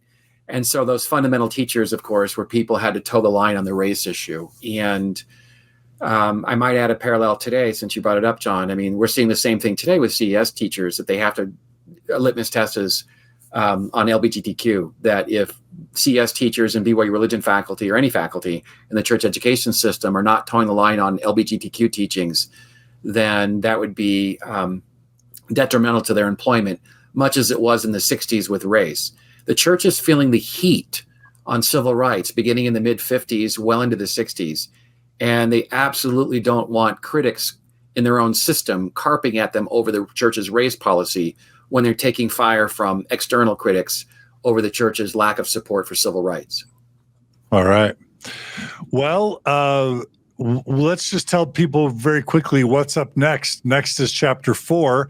We're probably not going to be able to cover the whole thing in one episode. Do you want to give us a preview of what might be in store for next episode, Matt? Yeah, boy, this is a critical chapter because this is the 1960s, the core of the 60s, and this is with Dr. King and civil rights, the Civil Rights Act. The church is going to be forced to respond to a much more high-profile Civil Rights Act. So this is 64. And when I say much more, I'm talking about compared to the 57 Civil Rights Act that was sort of just flew under the radar. But this one's going to be really, really paramount. George Romney, a faithful Mormon governor from Michigan, a state president. He becomes a presidential aspirant in 63 and 4. And his running for the presidency puts the brethren on notice that this is going to be difficult because the press is going to make a lot of hay over the race doctrine. Also, you've got Elder Benson's right-wing extremism. You've got Hubie Brown, who is pushing for racial equality, both with civil rights and also to end the ban. And this next chapter will talk about his clashes with Benson and among other leaders, I might add. And then finally, we've got the church's growth in Nigeria. And, you know, really, the optics don't look very good if an all-white leadership in Salt Lake is going to go to Nigeria to run all-black churches. The brethren are really, really fearful of the NAACP and other critics, thinking that the church is doing it for the wrong reasons to embrace or to advance George Romney's presidency. So all of these things are intertwined, and we're going to dive into some of them next episode. Awesome. All right. Brilliant. Well, thanks, Matt. Thanks, Gerardo, for a wonderful session. Again, I'm just going to remind everyone the book, buy it now. Let's make this the number one best-selling book in Mormonism for the next, 6 months, 12 months. Black Mormons, Second-Class Saints by Dr. Matthew Harris. Black Mormons and the Struggle for Racial Equality. Also, if you want to see us do the full 10 to 20 episode series with Matt, we would love to see people step up and become monthly donors. You can go to donorbox.org/Matt Harris. We've had about 5 or 6 people sign up as monthly donors so far. We know that tens of thousands of you are watching. So literally, if just a few hundred of you do that, we'll be able to pay Matt what he deserves. So please support it. Remember that this series will be made available Spotify and Apple Podcasts as a standalone series like LDS Discussions. And of course, you can find it as a standalone playlist on the Mormon Stories podcast YouTube channel. All right. We'll see you soon, Matt. Dr. Matt Harris. Matt Harris. Thanks, Gerardo. And also, we hope to have additional, like Nate Bird, we're hoping to invite other people of color, Black, biracial Latter-day Saints for future episodes. We know we need to do that. And we are looking. And if you are a Black or biracial Latter-day Saint that's really into history and really interested in focusing on the history and the historical aspects of this discussion, we welcome you to email us at mormonstories@gmail.com, and we'll consider you to be a panelist. All right. Take care, Matt. Take care, Gerardo. Thank you, guys. See you all again soon on another episode of Mormon Stories. Take care.